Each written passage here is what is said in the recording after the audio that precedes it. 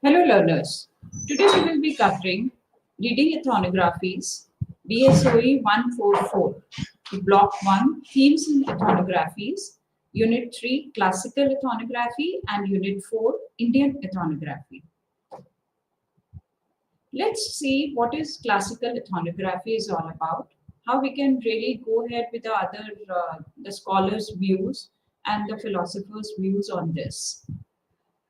The understanding and defining ethnography on the classical point of view, as we have seen in our previous units also, and again to reiterate, anthropology and ethnography evolved together as disciplines. It's very interrelated. Ethnography involves participants and non-participant observations. Informal and semi-structured interviews are conducted for the from the respondents. Building empathetic relationships between the ethnographers and informants is very important because it's very interlinked and it's a qualitative research methodology. It is a study basically of human behavior in natural settings. It's all about how they behave in their own social natural behaviors and what's actually their understanding is about the special about the particular social settings or about the human behavior. There are certain ethnographic studies which are quoted and reported by several authors. Let's see what L.H. Morgan has said in 1871. His work was on systems of contiguity and affinity of the human family. He reported pioneer studies of kinship systems and foundational work on Iroquois. Franz Boas in 1897 and in 1921 and in 1935 have reported several research papers and work on social organization and secret societies of Quetical Indians, ethnology of Quetical culture on reflected in mythology.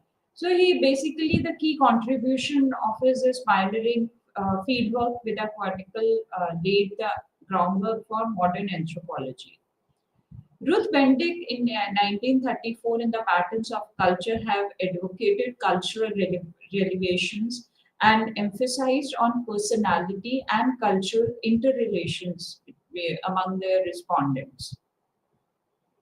The other authors, Margaret Mead in 1935, worked on sex and temperament in three primitive societies. Here, the key contribution is mainly on challenging the gender norms, demonstrated cultural variability in gender roles. So, the Raymond Firth in 1936, We the Tikopia. That's the work and reported about the detailed kinship and social structure through immersive fieldwork in Tikopia. Bronsfly Meliswaki in 1922, Agronauts of the Western Pacific, introduced participant observation, emphasized on functionalism and field immersion. A.R. Redcliffe and Brown in 1922, the Islanders established structural functional approach in anthropology. So different scholars have different authors have mentioned on different dimensions, different works is contributed to the classical and ethnographic. Basically, classical ethnographic is a qualitative research methodology. It involves in-person observation of the social setting, which is also known as fieldwork. Fieldwork is basically when there's a researcher working on specific human behavior on social settings. They work on the field, they meet personally, they interview the respondent. Basically, here the goal is to produce a thick descriptions of the society, group, or organizations. Related tools or terms are fieldwork diary and fieldwork notes. The actual, the response of the respondents is being reported, it's been recorded, and further analyzed and report in a systematic manner as a qualitative research methodology. Atkinson in 2001 state ethnographic traditions emphasize first-hand experiences. It's more of when it's like it's like interviewing and observation on face to face. Fieldwork has been done grounded on participant observations through not exclusively. Fieldwork is essential in both classical and contemporary ethnography for data collection. The main key post of classical ethnography is field post. So here the Brainsfuller Milonswicki is credited with pioneering the concept of fieldwork in a study of the Toblerone Islanders and Kularen. Participant observation involves a researcher actively engaging in the community's daily life while observing. So the observation is mainly on how they behave in their own daily life, what are their natural way of responding to specific behavior or specific dimension of study, how they really react on specific dimensions or the variables of the study. Classical ethnographies include first-hand accounts of native cultural practices witnessed by the ethnographers. The main aim is basically to understand the inherent meaning behind rituals and practices for the holistic interpretation. So the main goal of a ethnographer is to know the it's very in-depth study, and it's what exactly they feel about specific ritual or specific dimension of study.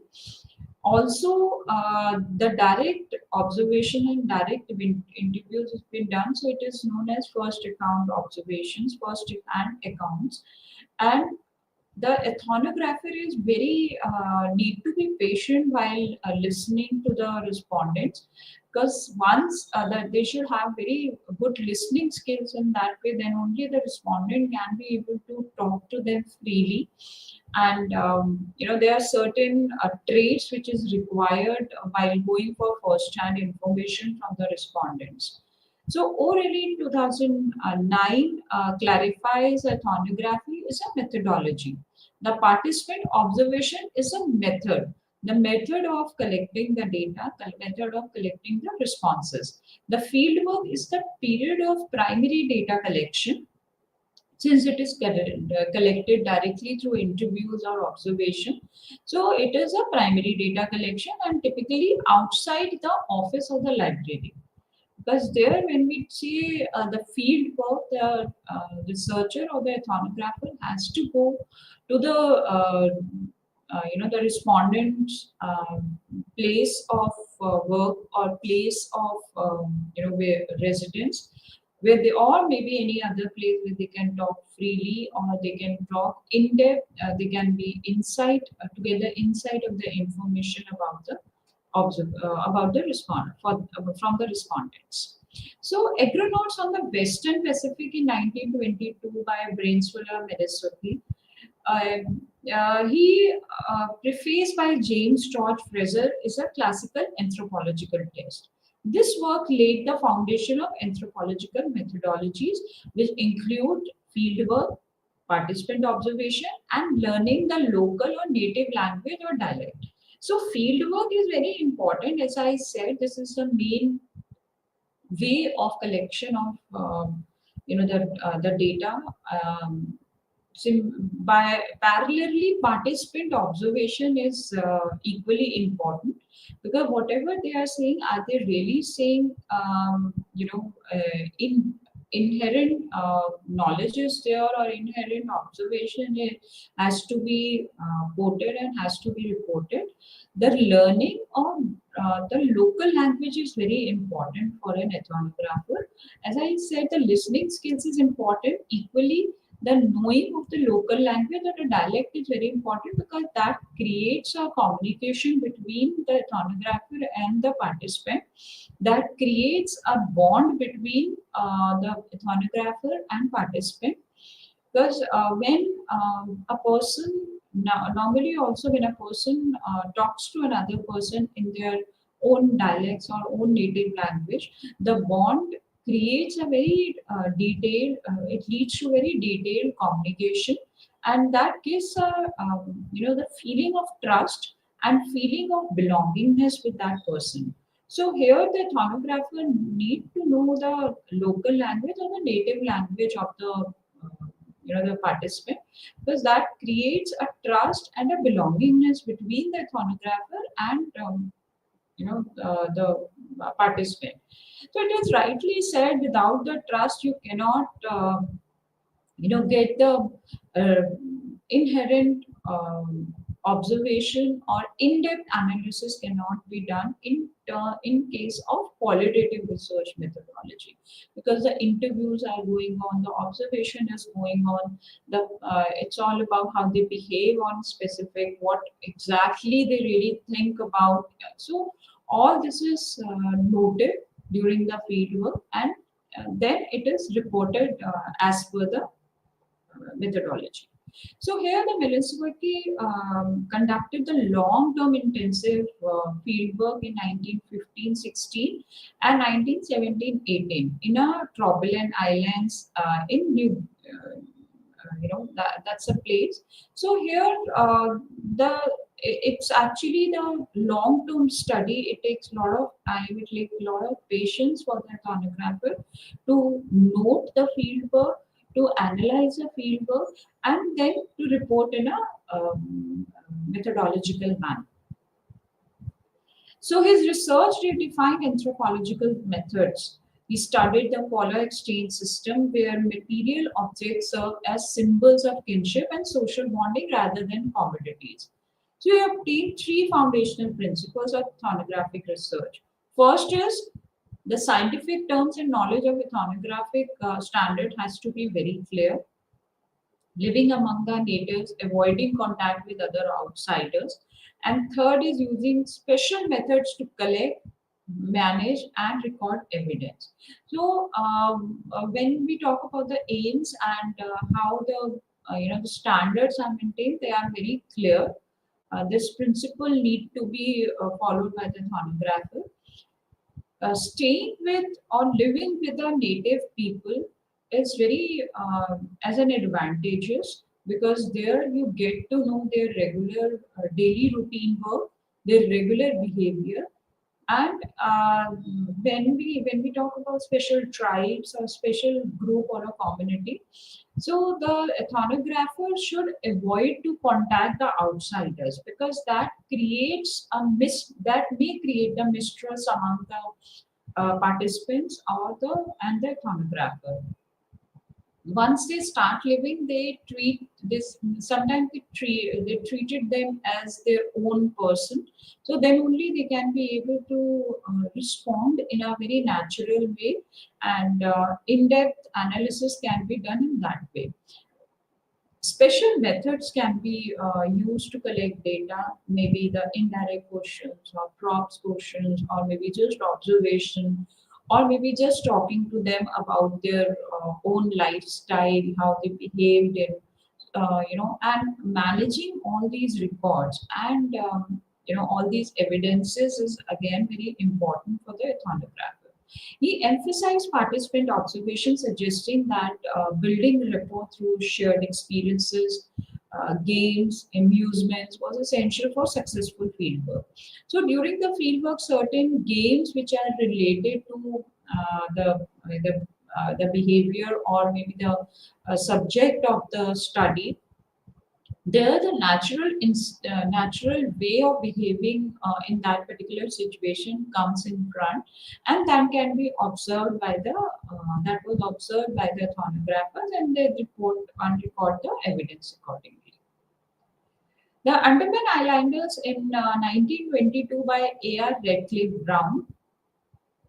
He studied in social anthropology 1922, and the fieldwork was from 1906 to 1908 in Andaman Islands. The research aimed to understand the social institutions of the tribe of Great Andaman and Nicobar Islands.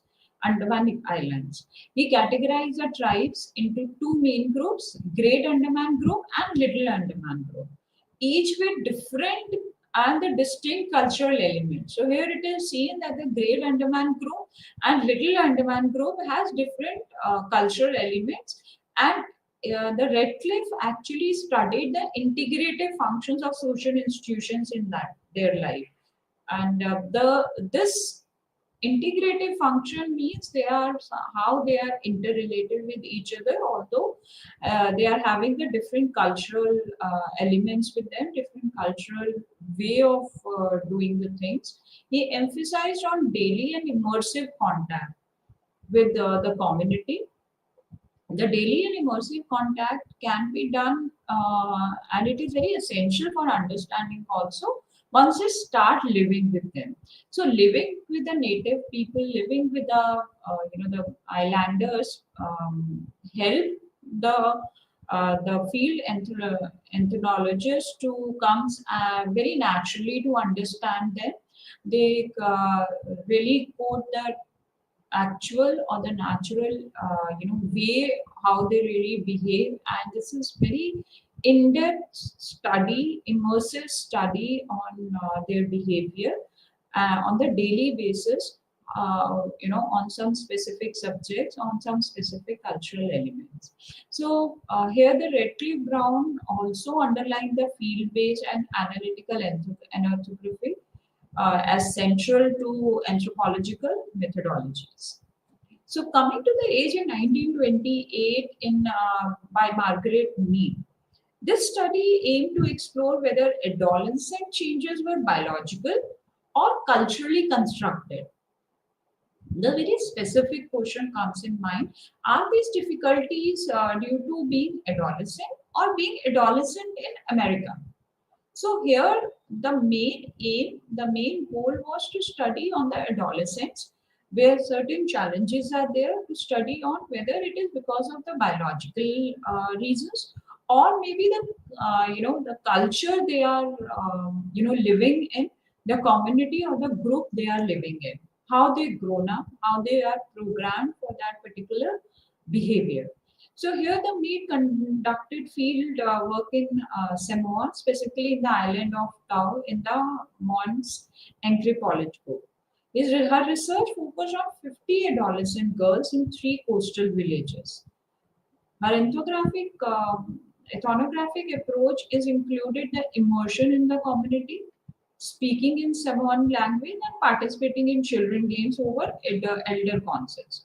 So her way of collection of data was very, very clear, where she knows about the language. She knows, she was aware of the how they can be able to communicate. That's the best way, knowing the language, uh, living with those people. That's how the immersive study can be done. And she included the games. She included the children's game over elder councils, where participation of her is also was also important.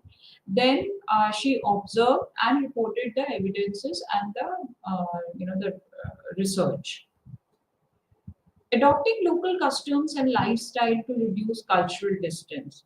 That was, when she was working on the field work. So she aimed to describe the full cycle of Samoan girls from birth to death. So how she quoted how they behave when they were very young, and when they get into adolescent, and the girls became the old, and what were the cultural elements were quoted. So she concluded overall that adolescent is not inherently stressful. The cultural context determines whether it becomes a period of stress or strain. The work reflects on culture and personality school themes, examining how culture shapes individual psychological development. So she concluded mainly on it is not primarily on the biological changes happening within the girls, but the cultural context plays a very very important role, where the stress and the by the age they are stressed with the cultural norms, or there may be some psychological development that shapes them, and they shape the community girls, and this is how everyone is programmed, and everyone in the the community reflects the same way. So her main work was mainly on the personality and the cultural themes. So it is very important to understand that biologically it is not always be the reason. So she concluded on the and she emphasized on the cultural context. So witchcraft, oracles, and magic coming to Azande in 1937 by Evan Pritchard conducted the fieldwork among the Azande near in the present day South, now it is South Sudan. The key publications were Witchcraft, Oracles, and Magic among Azande in 1937 and the near in 1940. The rigorous observation was done as an authority of African cultural systems based on the fieldwork in 1920s to 30s in Sudan. So the central focus was about the belief system related to witchcraft or sorcery or the oracles and about the magics because the African cultural systems revolves around these themes, these dimensions. So the key distinctions were the witchcraft is psychic ability inherent in the individual, and the sorcery is used for magical rites and medicines. So the study in the fieldwork was done by Evan Pritchard among the tribes of South Sudan region on the African cultural systems. So here that he or she consulted diviners and oracles to deal with misfortunes and illness and social uncertainties. So how to deal with them, how to really get out of it. So emphasized on the role of witchcraft in everyday Zande's social life. So the difficulty here was mainly on the language because they used to speak in a very specific language which is not very known. Then is recording the cultural nuances accurately because all the things were done in a very closed and very magical way, and the kind of the dimensions and the kind of study the variables were on witchcraft and magic, which is on psychic. Sometimes the psychic ability can not be able to record accurately. It is all about how what everybody have a different interpretation on that. So that was one of the difficulty which the researcher faced. So here, the researcher emphasized on reflexivity. It is more on the fieldwork transformed by ethnographer, and he claimed that I learned from African primitives much more they learned from me. So the kind of when we really talk about the cross learning, and when we talk about ethnographer also learn when they are on the field, when they really talk about, because the immersive knowledge or the immersive observation is being when reported by them or taken by them. They are living with them. The languages or the cultural norms are being sometimes observed in a very detailed manner. So ethnographer also learn from the field work. So here the researcher claimed in their research that that I learned from them much more than they learned from me. So from classical to contemporary ethnography is when the movement was seen, when the movement was done, that was mainly due to technological evolution. The classical ethnography has undergone transformation with earlier audio and visual techniques and media.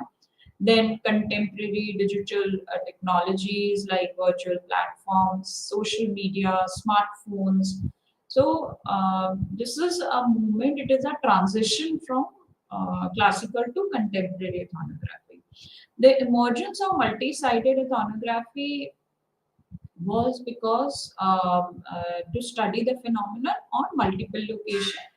So researchers cannot stick to one location or the research area geographically. It's been extended instead of limiting to one particular area, one particular field. So reflects it also reflects the interconnectedness and globalized in nature in the modern societies and culture. So moving from classical to contemporary was a very evolution or a transition where the multiple sited fieldwork was advocated. It was done by many researchers and it was addressed by many researchers in that context. So Clifford Grits had thick description. So this term is borrowed by Gilbert Ryle. Grits elaborate on its interpretation of cultures in 1973, where the ethnography involves inscription of social discourse. The ethnographer writes down life events during imperial interactions with lasting accounts. These all written accounts become a revisitable text for analysis and interpretation. So, culture is a text. Culture as a reported text works as an interpretive system like literacy text.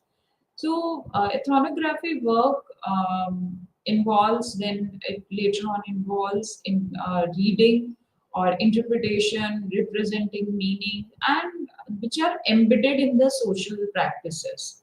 So here the Gates views on tick description is not only the observation or not only observing and reporting, it is also about interpretation and representing meaning and getting more into that.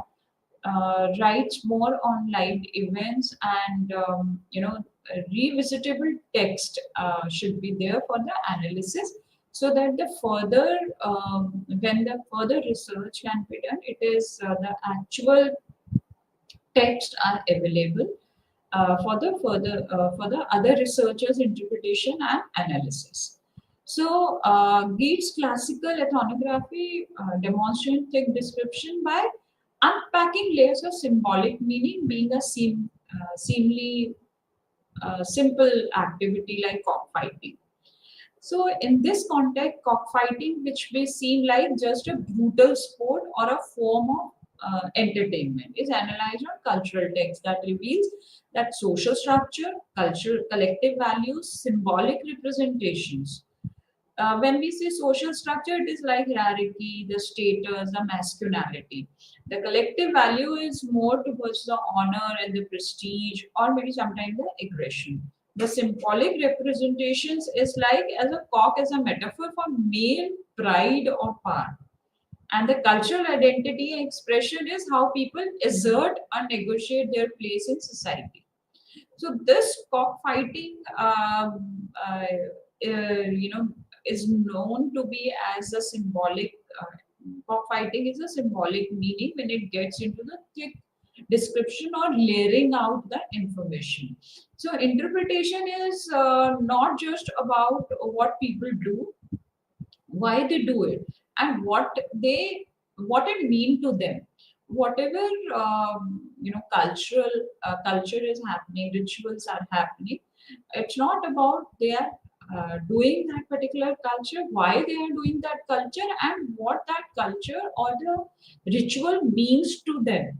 So it was seen when it get into the thick description that everybody have different interpretation and everybody have their own way of demonstrating the descriptions. So this is all about the thick description. So this shift from contemporary ethnography includes both methodological diversification, that is from digital and multi-sited, whereas the theoretical depth is more of an interpretive anthropology.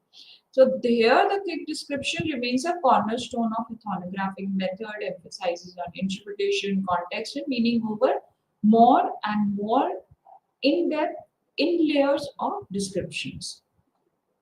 So let's see what the insight of the classical ethnography we have learned about the whole cultural systems, mainly in primitive and pre-literate societies. The ethnographer is an outsider who must know about the culture meanings. Fieldwork and daily recordings of notes is essential for classical ethnographer. Melismurky emphasized on participant learning and knowing the native language. Rediff Cliff Brown focused on functional role of social institutions.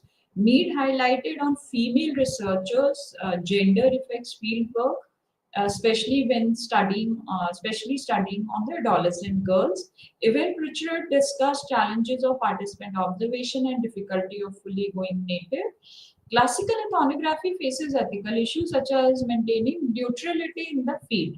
The foundational principles of classical ethnography still influence contemporary ethnography today.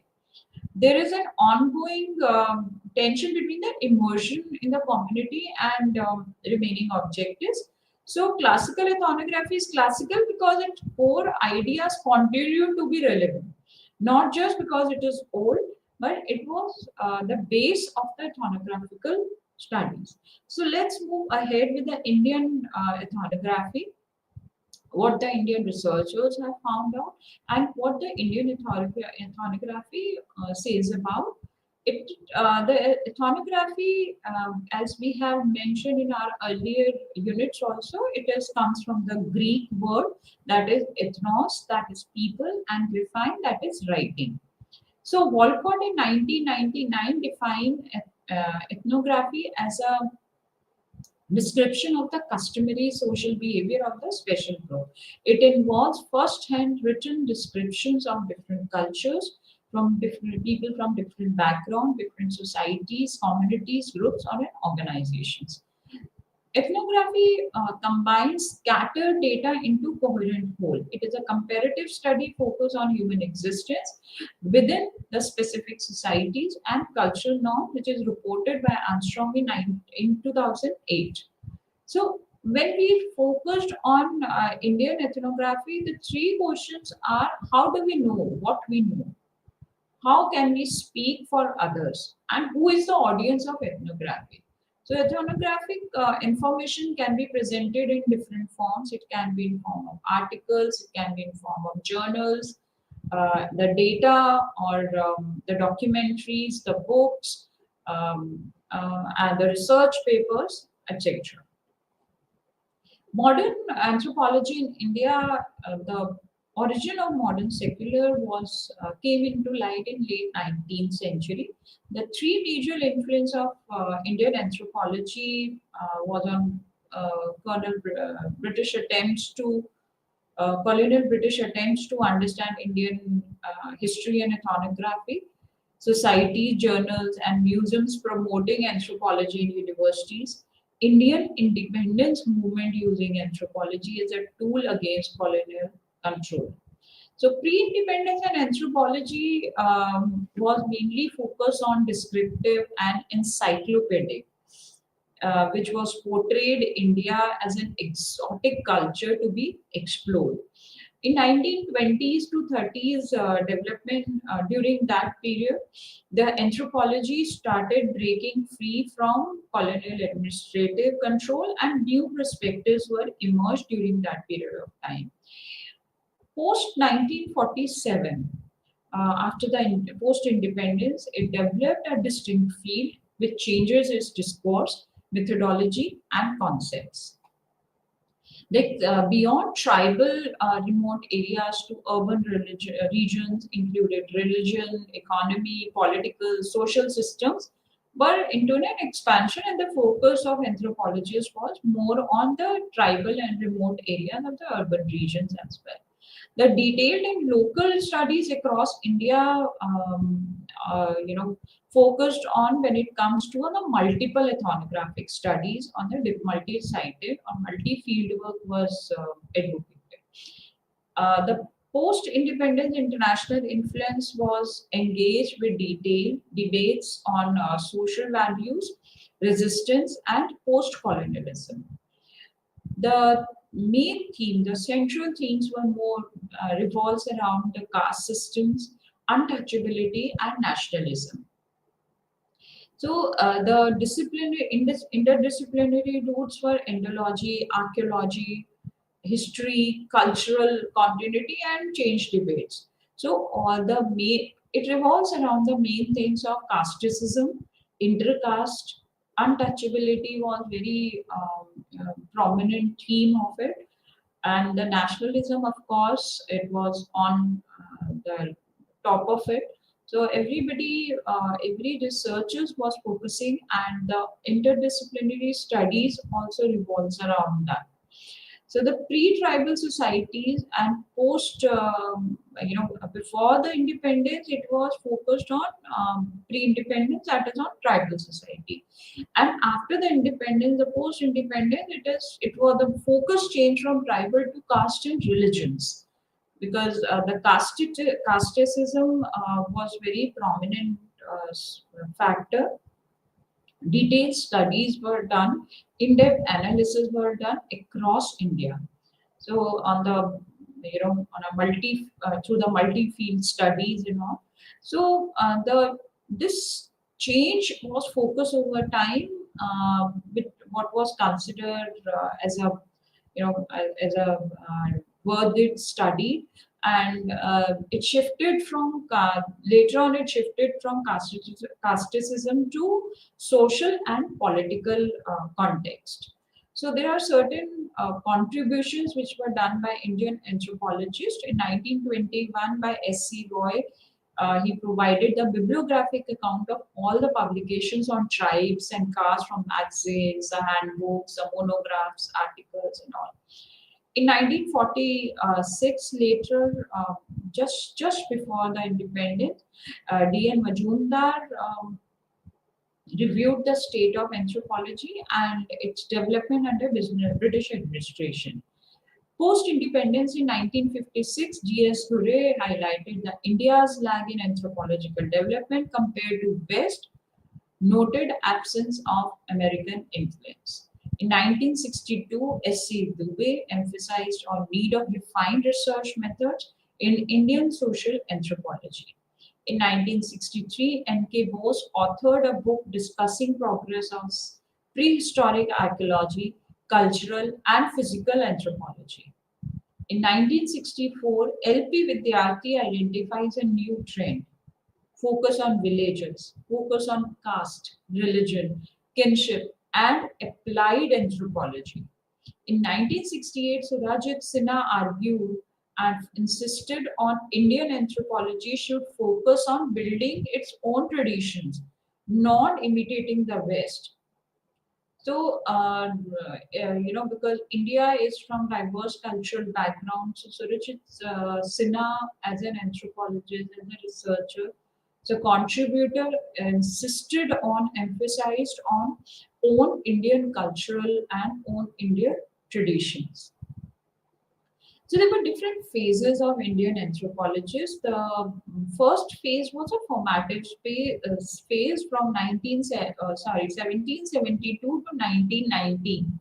It was a long period which was known as formative stage. Then in 1920 to 1949, it was a constructive phase. 1950 to 1990 was an analytical period, and now 1990, as on today, it is known to be as an evaluative phase. So let's discuss the different phases of Indian anthropology. The formative state was the longest period, that was 1770 to 1919. The beginning point was in 1774, when the Asiatic Society of Bengal was formed under Sir William Jones. Nature of work was a scientific study of nature and man. Publication of the journals and ethnographic books were published. Primarily, it was carried out by Indian civil services and also by army or the medical police, and of course, and also the education service personnel. The anthropology grew alongside from all India census, that was from 1971 to 72.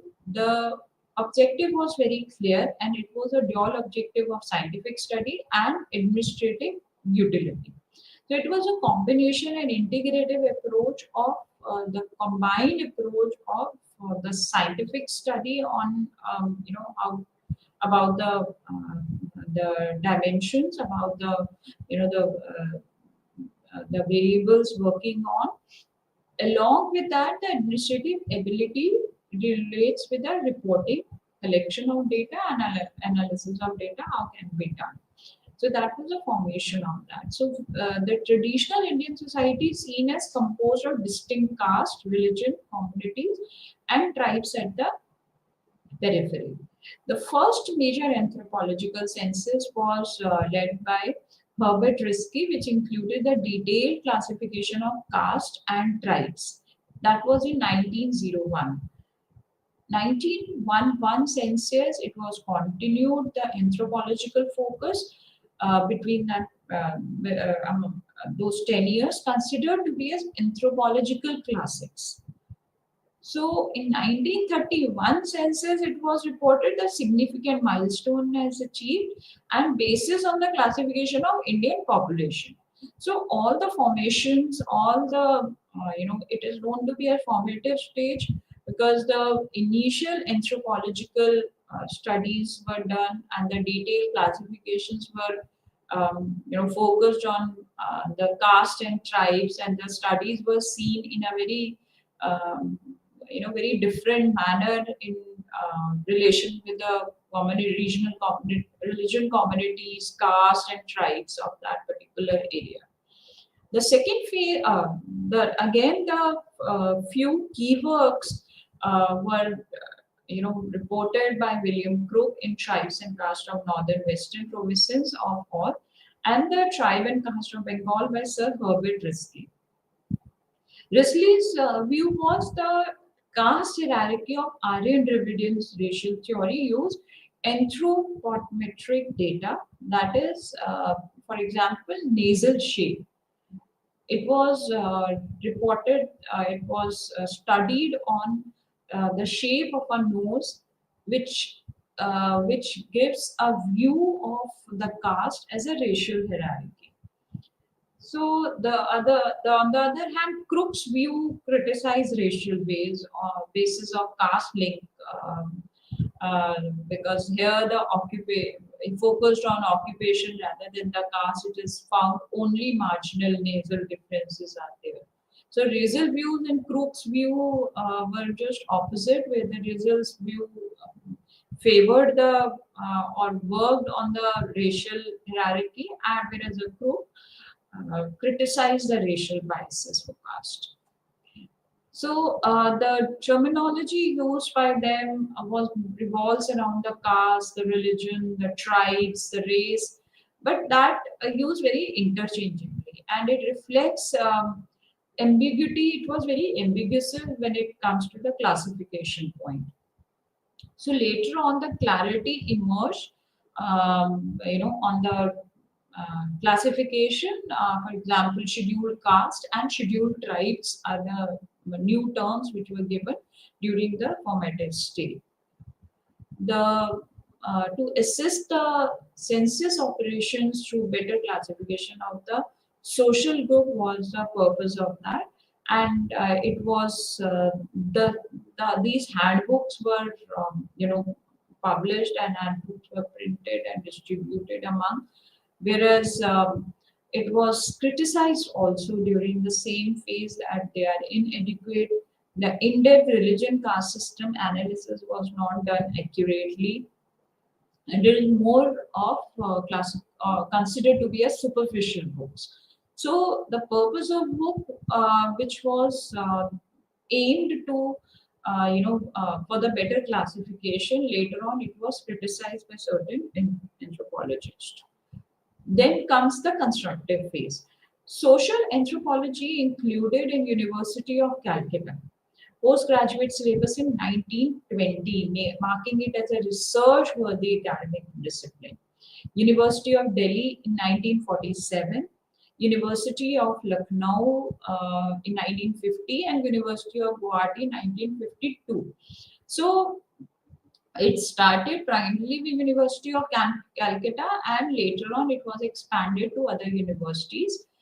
A joint session of Indian Science Congress and British Association also held and attended by leading national and international anthropology in 1938. D.N. Majumdar has a notable research work on racial and ethnic survey of Bengal, Gujarat, and Madhya Pradesh, whereas M.S. Srinivas work on marriage and family in Mysore. Anthropological Survey of India was done in 1945, which was focused on anthropometric studies and racial classification based on ethnic differences among regions. So, notable publications on this context is by Villiers Elvin, published the books on tribal communities of Madhya Pradesh, Arunachal Pradesh, and Orissa. This shift of perspective was influenced by British academia began to develop the distinct Indian perspective in anthropological study. The analytical period started in 1950 and it goes till 1990, that was 40 years. So the new influences from British to American style anthropology, India no longer viewed as a isolated pre-literate society known to be as rise in community studies, rise in village studies and all. Here the key work in 1951-55, Mecca Marriott Village India Studies in Little Community covered 8 villages across 5 provinces. Indian contributor D.N. Majumdar, M.N. Shiva, Srinivas, S.C. Dubey, they were pioneer and published many research work on village and community studies.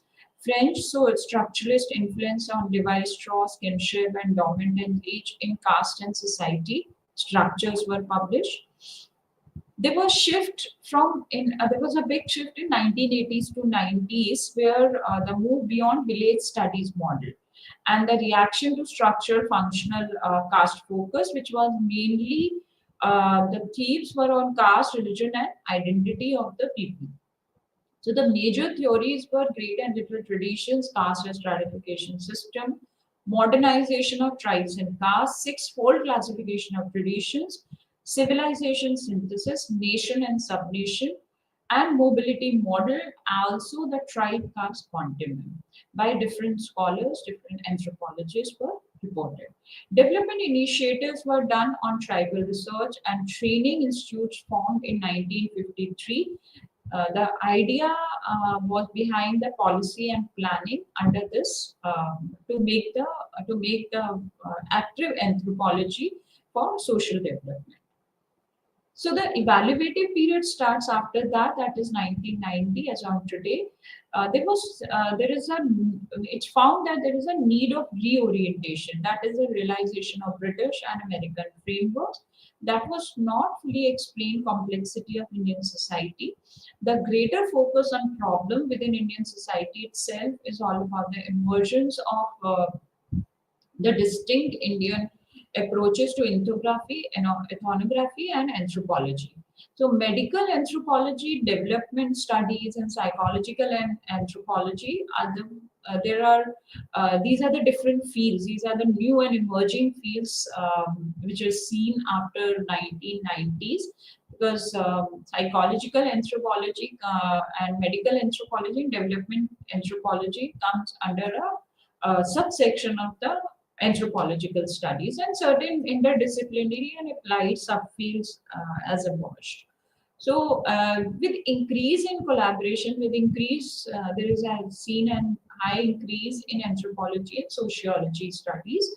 The main focus, in fact, the joint focus on tribal and industrial society, which enhanced ability to analyze cultural systems and multidisciplinary methods. So the outcome which comes is more holistic. It's more holistically approach and very integrative understanding of Indian social norms, Indian social realities.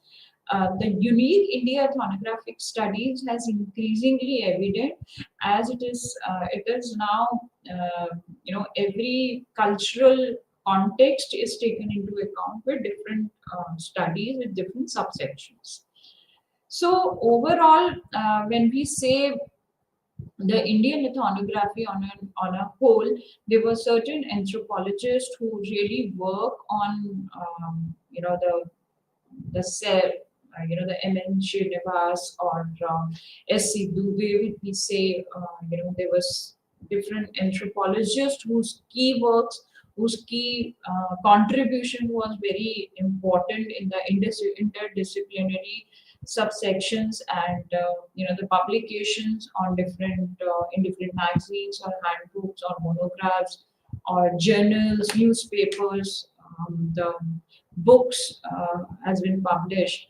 So here, the S.C. Roy, D.N. Majumdar, G.S. Gure, S.C. Dubey, N.K. Bose, L.P. Vidyarthi, Surajit Sinha were taken into account on a very, very prominent way as an anthropologist who not only contributed on the, contributed Indian anthropology on not only one particular subject but interrelated and interdisciplinary way in forms of archaeology or cultural and physical anthropologies, or now it is more of more detailed on the the psychological anthropology or development anthropology, cultural anthropology.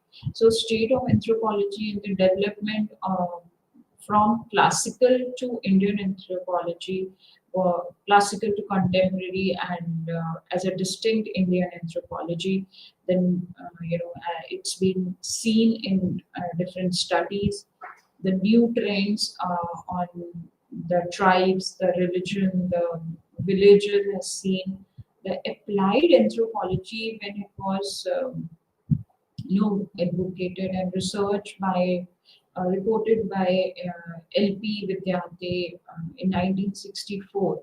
That was also a landmark where how the anthropological studies can be applied and what can be the implication of Indian anthropology studies in the society, in the the field or the place or the geographical location where it's need to be changed.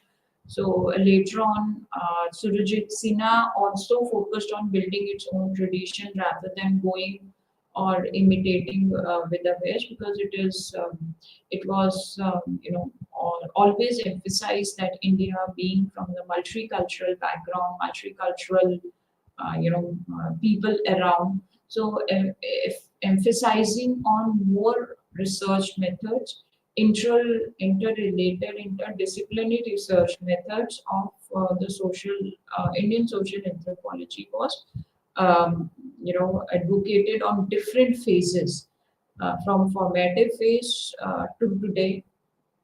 So the when we say from a formative phase from 1774 establishment of Asiatic Society of Bengal, and later on post you know independence, when it was added to University of Delhi or University of Lucknow and University of Guwahati. And if we see as on today, so it's been almost in every universities, the anthropological studies are going in a very vast way. But during the constructive phase, the D.N. Majumdar and M.N. Srinivas work on the racial and ethnic surveys were done, and it was reported, and it was known to be as a notable research work in anthropological studies. The working on marriage, working on family, and the surveys and the different geographical locations done by D.N. Majumdar in Bengal, Gujarat, and Uttar Pradesh was notably, a notable contribution was there, which is again a remarkable for as on today also with other anthropologists and anthropological researchers. So the Indian anthropology basically influenced with, of course, with the British Academy, but later on it was developed as distinct Indian perspective in anthropological studies, where this shift was very perspective. It was the perspective was moving from, initially it was seen in the classical, that it was classical to contemporary, from a single geographical location to multi-sited, whereas if we see from Indian anthropological, this was shifting from influential from British academia, and later on to shifting from British academia to Indian perspectives.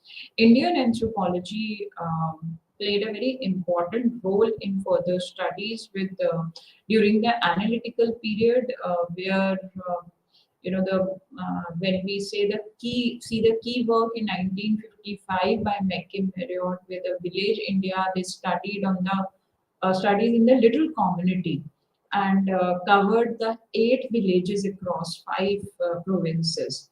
The economy, politics, promoted study of little communities and civilization.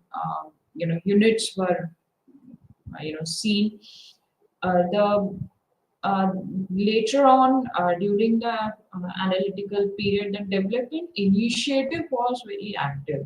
There was a rise in the anthropological studies on the social development was seen. In 1953, during that time, the Tribal Research and Training Institute was formed, research data used for policy and planning. So overall, when we move from, again from a the analytical period to evaluative period, the holistic perspective was seen, is seen. The latest anthropological studies and are very interrelated, very interdisciplinary on anthropology and sociology, and very integrated understanding of Indian social cultural realities are seen. Unique traditions increasing evidently. That's the main outcome after the studies on this. So let's see what we have discussed on the Indian ethnography. Indian ethnography, if we really see, it is itself is a subject where M.N. Srinivas emphasized on own culture. He emphasized on own history. It is all about understanding the self as valid, and it is all about knowing self, studying self rather than studying others. So case study approach has been seen during all these phases on autobiographical and personal life studies become a legitimate anthropological case studies as seen. Historical growth is seen on colonial endeavor, which was influenced by British and American perspective in early phases. Later on, it is evolved as a self-sustaining and self-reflecting reflective discipline. The cultural specificity, growth shaped by Indian unique culture and historical context was seen. The contemporary relevance, when it was an understanding this evolution is crucial to grasp the present and future of Indian anthropology. So overall, when we say, the Indian ethnography, it is full of cultural norms. Now also, as on today, also a lot of ethnographers and anthropologists are working on Indian culture, and it is a very interdisciplinary approach is taken in terms of psychological and ethnography to understand the behavior or the psychological abilities, or understanding about the culture and the norms, what exactly we really think about, what are their beliefs, and how they really react and why they are reacting on that. Or maybe if we say from the development ethnography, then again it is on a very important subject. If we see from Indian perspective, because India being a developing country, so a lot of case studies, a lot of research are being taken by many research, and the case studies on the personal attitudes, personal life studies became a benchmark or the contributions by the many anthropologists and ethnographists, where it is used for the re-research and overall the self-sustaining and self-reflective discipline is seen among the you know among the Indian scholars, Indian researchers, and the growth has been seen, which is focused on India's unique cultural and cultural norms and historical events. Being the multicultural country, it is it is an advantage for Indian ethnographers, Indian anthropologists to really work on in different ways on multi locations, or even also it is seen that nowadays due to technological adaptations, virtual ethnography studies are being taken back from different locations, and it's on a very broader view. This understanding, this evolution has not only helped to re-research the previous studies, but also for the present and development of present and future anthropological studies. So that's all for today, and let's see you in another lecture. Thank you.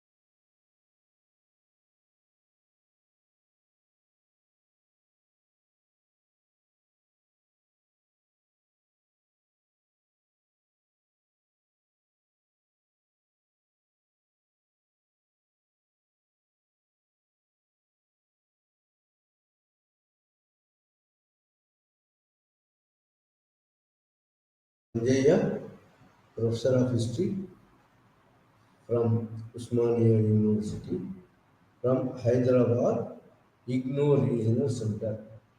From Hyderabad, IGNOU Regional Center.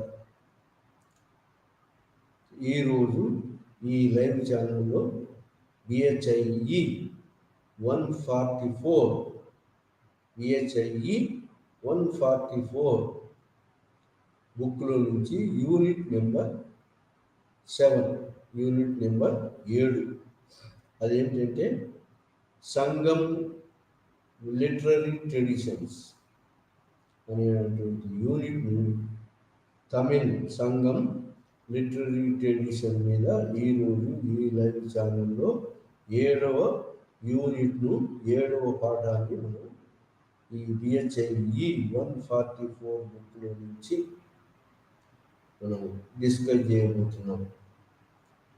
మరి ఈ సంగం literary tradition అంటే ఏంటంటే Sangam means the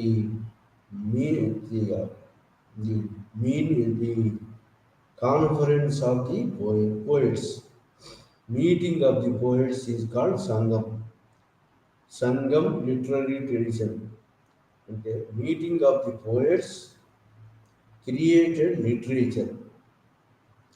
In the 3 Sangamams, 3 meetings, 3 meetings in Tamil Nadu. 3 Sangamams are created literature.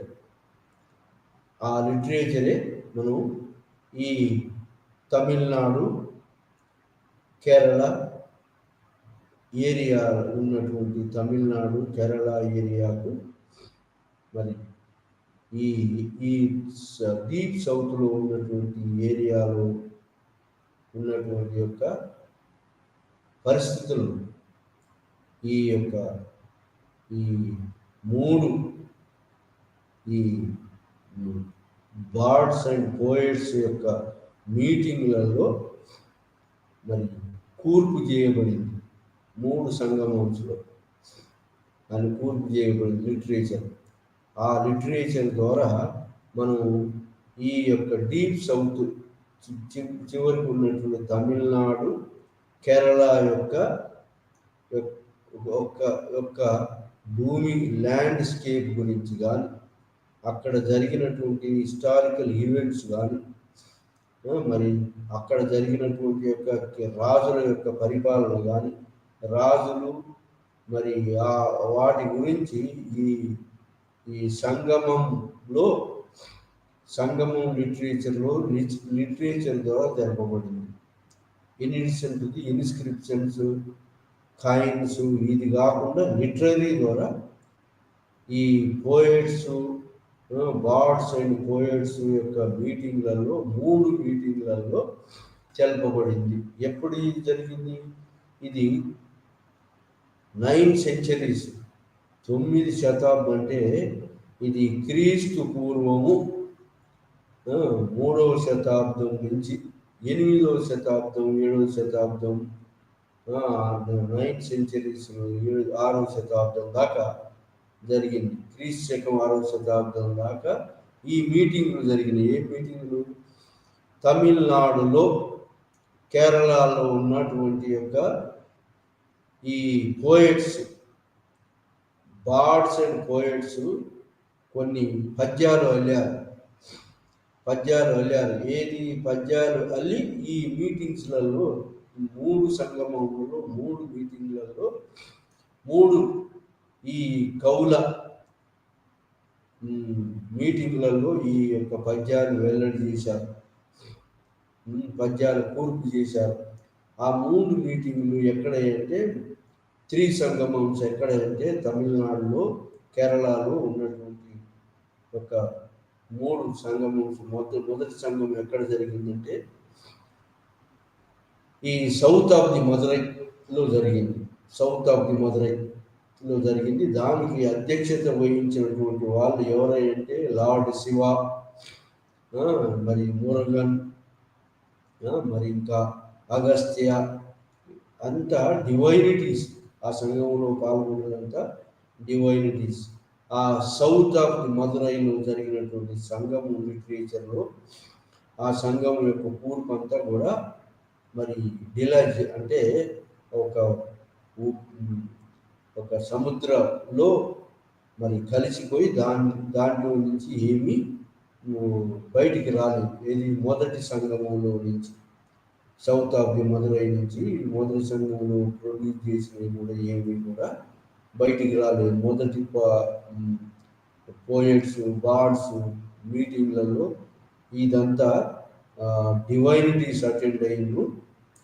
So కాబట్టి ఆ డివైనిటీస్ produce చేసినటువంటి ఒక literary ఏమైనా ఉన్నాయంటే ఏమీ బయటికి రాలేదు. ఆ తర్వాత రెండవ సంగమం ఎక్కడ జరిగిందంటే, సంగమం అంటే మీటింగ్ ఆఫ్ ది పోయిట్స్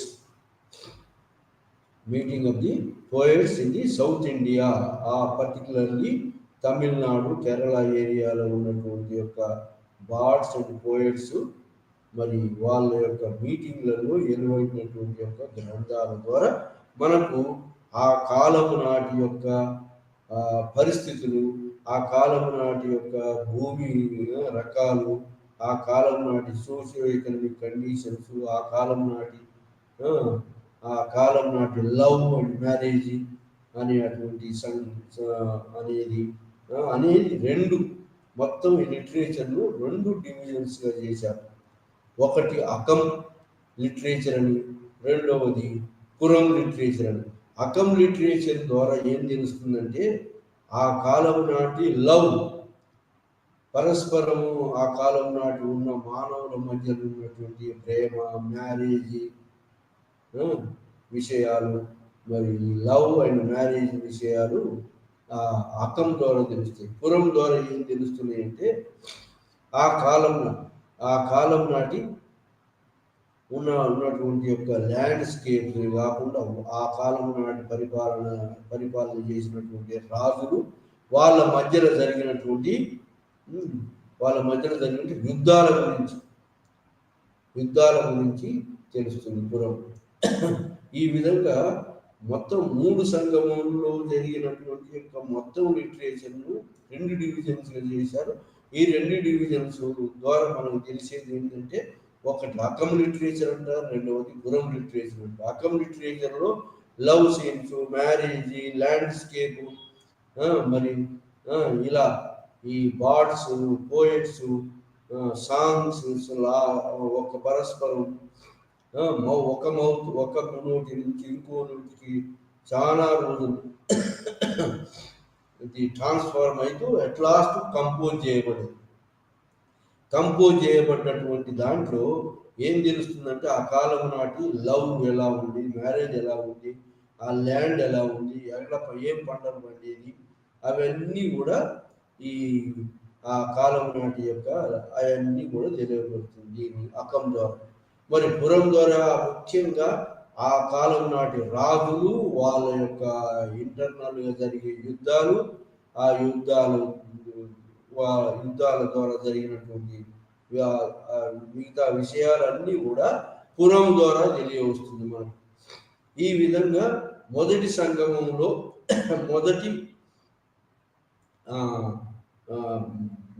మొదటి మీటింగ్లో జరిగినటువంటి యొక్క ఉత్పత్తి అయినటువంటి యొక్క లిటరేచర్ మనకి ఏమీ అందుబాటులోకి లేదు. ఏదంటే అదంతా కాలగర్భంలో కలిసిపోయింది. అంతా మొదటి సంఘంలో లార్డ్ శివ, మురుగన్, అగస్త్య వాళ్ళు డివైన్ పీస్ అటెండ్ అయ్యారు.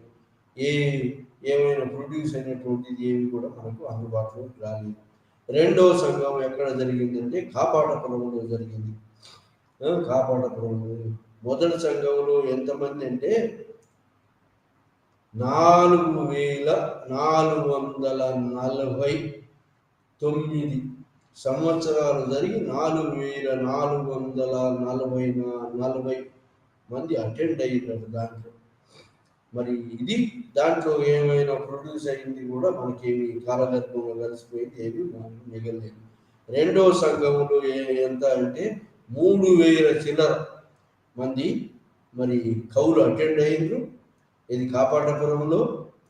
మరి దాని తర్వాత 3000 పైన రచనలు జరిగి సాంగ్స్ వచ్చినాయి.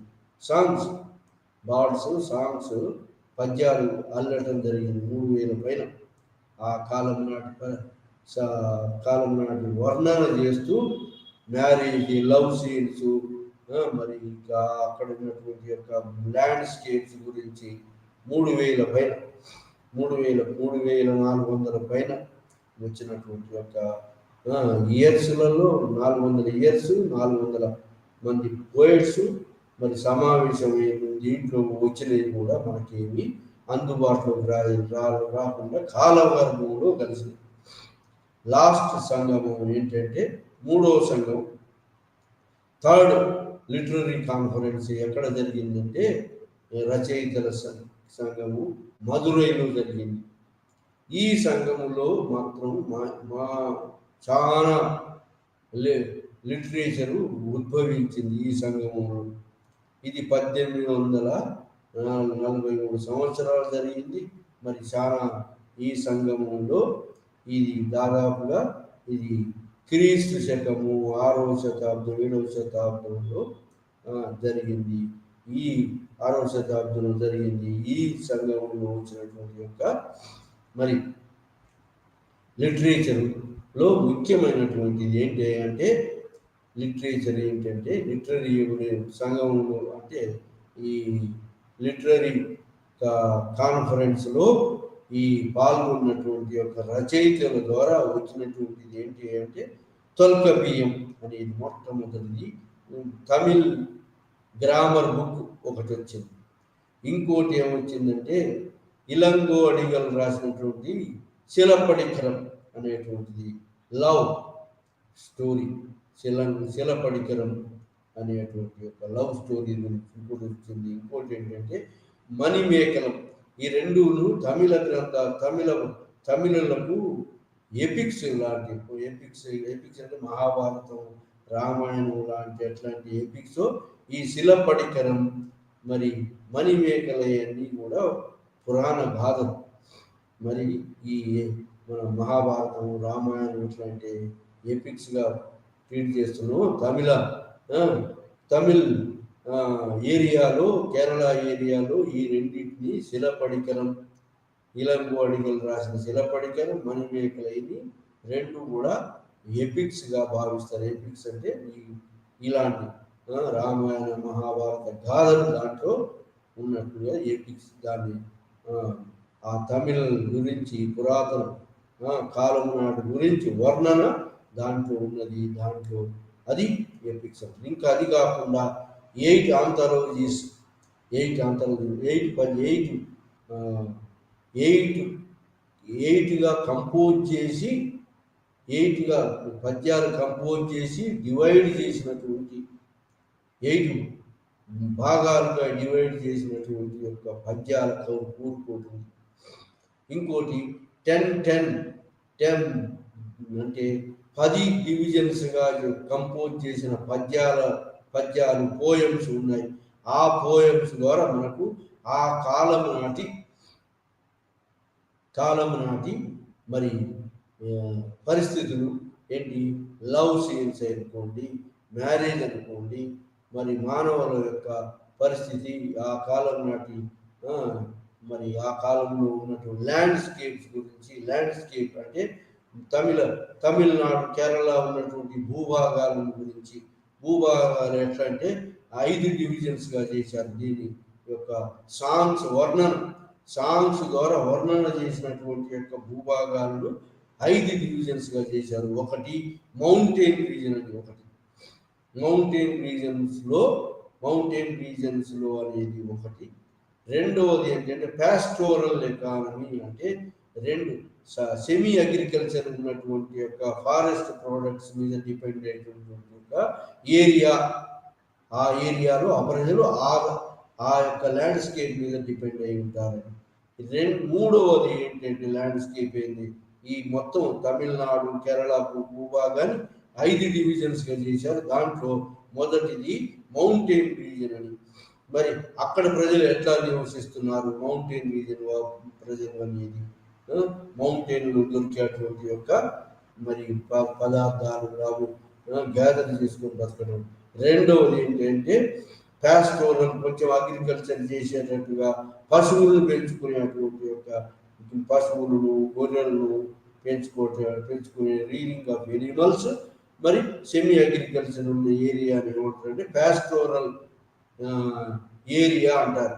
దాంట్లో ప్రజల జీవనం ఈ రెండు పద్ధతులు, ఒకటి ఏది ఈ ఎనిమల్ రీడింగ్ ద్వారా కొంత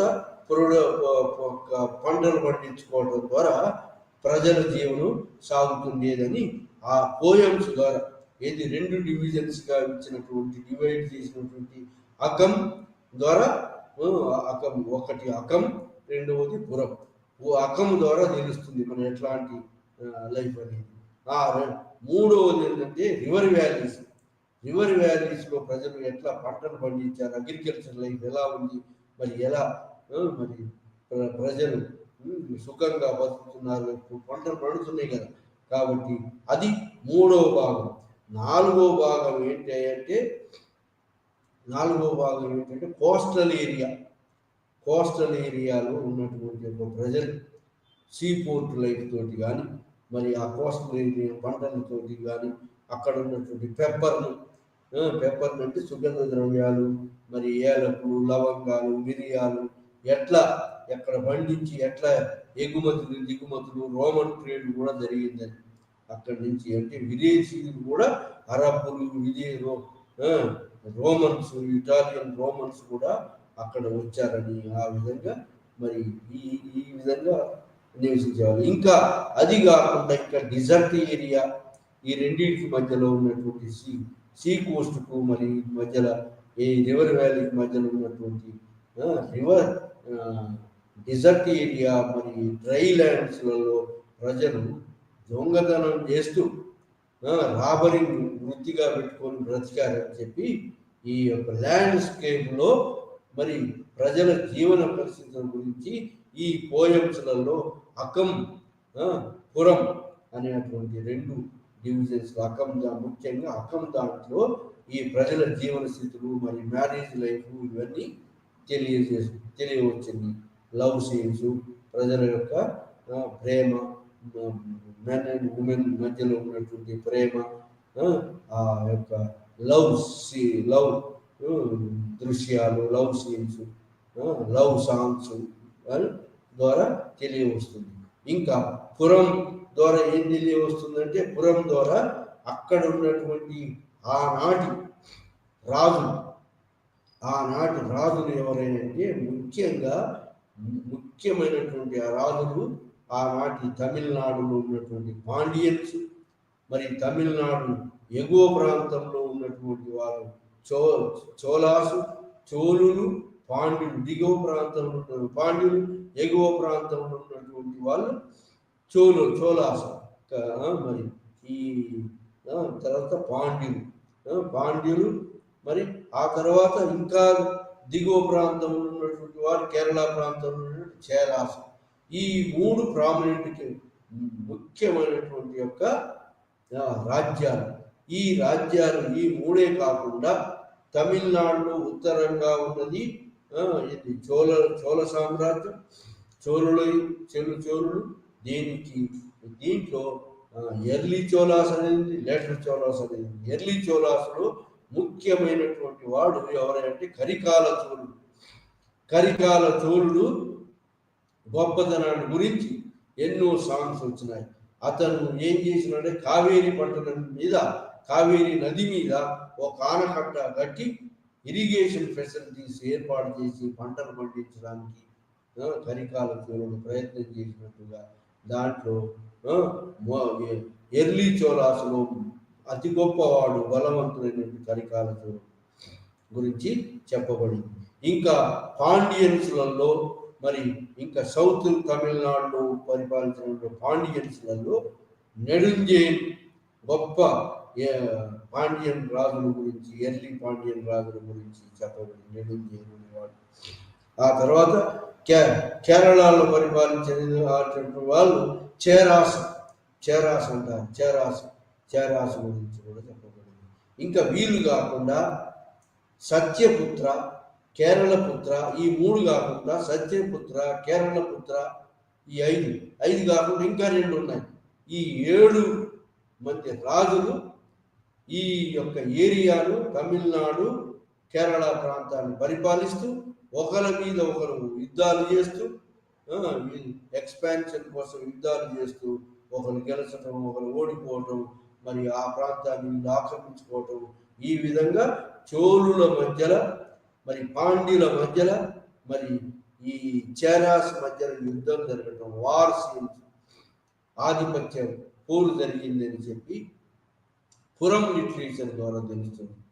ఈ లిటరేచర్లో సాంగ్స్ మొత్తం మీద ఈ బార్డ్స్, పోయట్స్ మరి అల్లినటువంటి సాంగ్స్ ద్వారా మనకు ఆ కాలం నాటి సాంగ్స్ అంటే పద్యాల ద్వారా, పద్యాలలో ఒకటి 8 డివిజన్స్ ఉన్న 8 డివిజన్స్ ఉన్న కంపోజ్ చేసినటువంటి పద్యాల ద్వారా, 10 డివిజన్స్గా ఉన్నటువంటి కంపోజ్ చేసిన పద్యాల ద్వారా మనకు ఆ కాలం నాటి యొక్క మరి పరిస్థితి తెలుస్తున్నది. ఈ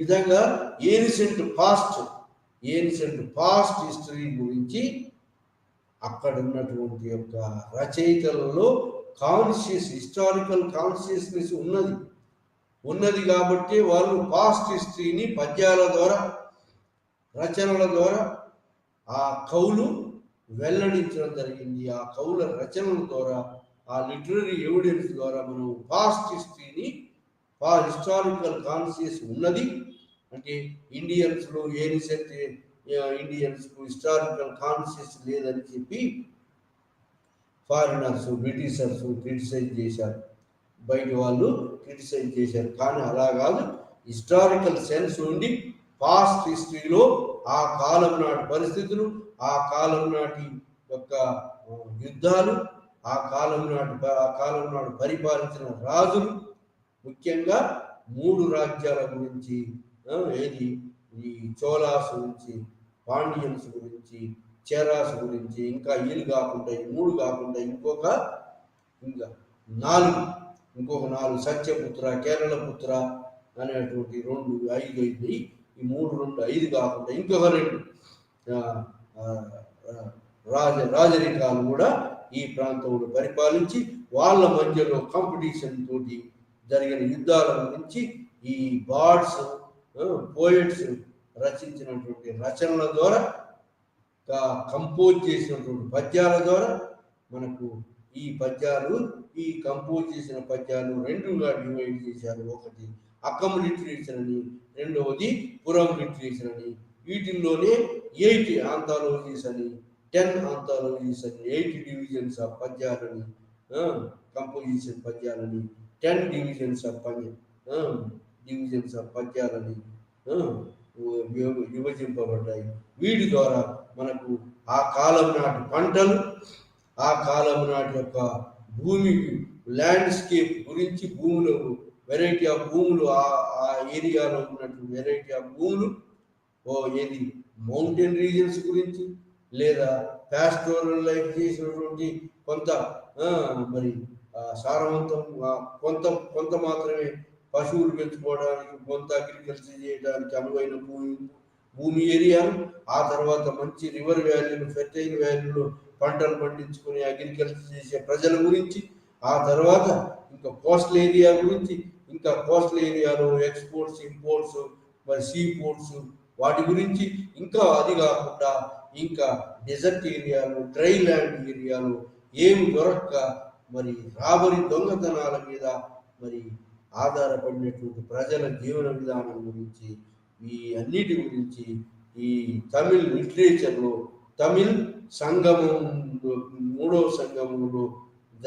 సంగమంలో వచ్చినటువంటి యొక్క రచనల ద్వారా, పద్యాల ద్వారా మనకు ఈ సంగమం లిటరేచర్ ద్వారా మనకు ఆ కాలంలో సమకాలీన పరిస్థితుల గురించి, ఆ కాలం నాటి పాస్ట్ హిస్టరీ గురించి తమిళనాడులో జరిగిన అప్ టు 8th సెంచరీ దాకా, 6th సెంచరీ, 7th సెంచరీ, క్రీస్తు పూర్వం 4-5 శతాబ్దం నుంచి 6th సెంచరీ దాకా, అంటే దాదాపు 900 సంవత్సరాల చరిత్ర ఈ యొక్క రచనల ద్వారా, పోయమ్స్ ద్వారా, మరి రచనల ద్వారా, కవుల యొక్క రచనల ద్వారా ఈ మనకు తెలియవస్తుంది. ఈ విధంగా హిస్టారికల్ సెన్స్ ఉండి పద్యాల కూర్పు జరిగి, అది పద్యాల కూర్పు కూడా కొంతకాలము ఒక మౌత్ నుంచి ఇంకో మౌత్ పోయింది. ఏదైతే వేదిక తీసినట్టయితే జరిగిందో ఒక మౌత్ నుంచి ఇంకో మౌత్ పోయి, అట్లనే ఇక్కడ కూడా జరిగి ఎట్ లాస్ట్ కంపోజ్ చేయబడింది. వేదిక లిటరేచర్ కంపోజ్ చేయబడిందో అట్లనే ఇక్కడ తమిళనాడులో కూడా, కేరళలో కూడా అట్లా లిటరేచర్ కంపోజ్ చేయబడింది. వివిధ ఈ యొక్క రచయితల ద్వారా థర్డ్ సంగమంలో, ముఖ్యంగా థర్డ్ సంగమంలో థర్డ్ సంగమం మీటింగ్ ద్వారా వచ్చినటువంటి రచనల ద్వారా మనం ఆ కాలం నాటి హిస్టారికల్ పాస్ట్ గురించి తెలుసుకుంటున్నాం.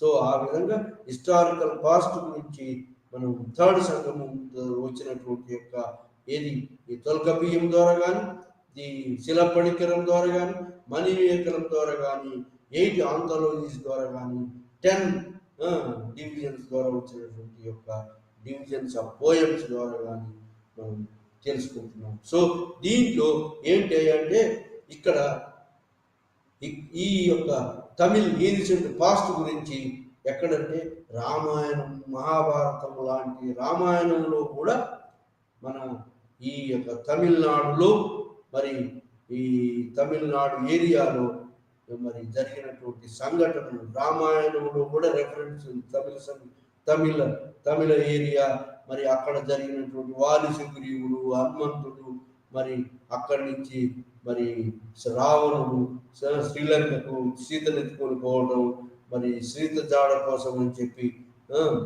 రామాయణం గాథలు, సీత జాడ కోసం హనుమంతుడు లంకను మరి వారధి గట్టి దాటిన సంగతి రామాయణ గాథలు. అట్లనే మహాభారత యుద్ధంలో మరి కౌరవ పాండవుల మధ్యలో జరిగినటువంటి యుద్ధంలో కూడా అక్కడ ఉన్నటువంటి రాజులు, పాండ్యన్ రాజులు ఈ యొక్క పాండవులకు కౌరవ పాండవ యుద్ధంలో పాండవుల తరఫున పాల్గొన్నట్టు యుద్ధంలో అక్కడ ఎవిడెన్సెస్ ఉన్నాయి. ఆ విధంగా మహాభారత యుద్ధంలో, రామాయణంలో కూడా ఈ యొక్క తమిళనాడులో రాజులు పాల్గొన్నట్టుగా అక్కడ మరి రాముడు సీతను ఎదుర్కొంటా తమిళనాడు నుంచి మరి ఆ శ్రీలంకకు పోవటము, రావణుడు రామరావణ యుద్ధము, వారధి కట్టటము, ఇవన్నీ కూడా మరి రామాయణ గాథలు, మరి మహాభారత గాథలు. కౌరవ పాండవ యుద్ధంలో పాండవులకు మరి అక్కడ ఉన్నటువంటి యొక్క తమిళనాడులో పరిపాలించేటువంటి యొక్క రాజులు తోడ్పడినట్టుగా హిస్టారికల్ ఎవిడెన్స్, మరి కొంత ఎవిడెన్స్ ఈ పద్యాలలో కనిపిస్తుంది. అంతేకాకుండా ఈ విధంగా రావణుడు శివుని ప్రత్యక్షం చేసుకోవటం కోసం అని చెప్పి ఘోర తపస్సు చేయటం, శివుడు ప్రత్యక్షమై వరాలు ఇవ్వటం, మరి ఇవన్నీ కూడా అక్కడ పద్యాల ద్వారా కంపోజ్ చేయబడ్డాయి. ఇది కాకుండా ఇంకా ఏంటి అంటే అక్కడ ఈ రామాయణ మహాభారత గాథల లాంటి యొక్క శిలపడికరం, మణిమేకలై, మరి ఇలాంటి యొక్క గాథలు కూడా మరి అక్కడ తమిళ లాంగ్వేజ్లో పొందుపరచబడింది. ఈ విధంగా మొట్టమొదల తమిళ్ లాంగ్వేజ్ ద్వారా, తమిళ్ పోయమ్స్ ద్వారా, తమిళ్ సాంగ్స్ ద్వారా, బార్డ్స్, పోయట్స్ రచనల ద్వారా మనకు ఆ యొక్క డీప్ సౌత్ లో పరిపాలించిన రాజులు, ఆ కాలం నాటి భూమి పరిస్థితులు, పంటల పరిస్థితులు, ఇంకా ఏంటి అంటే ఇక్కడ కూడా రాజులు యజ్ఞయాగాలు, ఏది నార్త్ ఇండియాలో ఎట్లయితే యజ్ఞయాగాలు చేశారో ఇక్కడ కూడా యజ్ఞయాగాలు, వేదిక రిచువల్స్ కూడా జరిపినట్టుగా తెలుస్తుంది.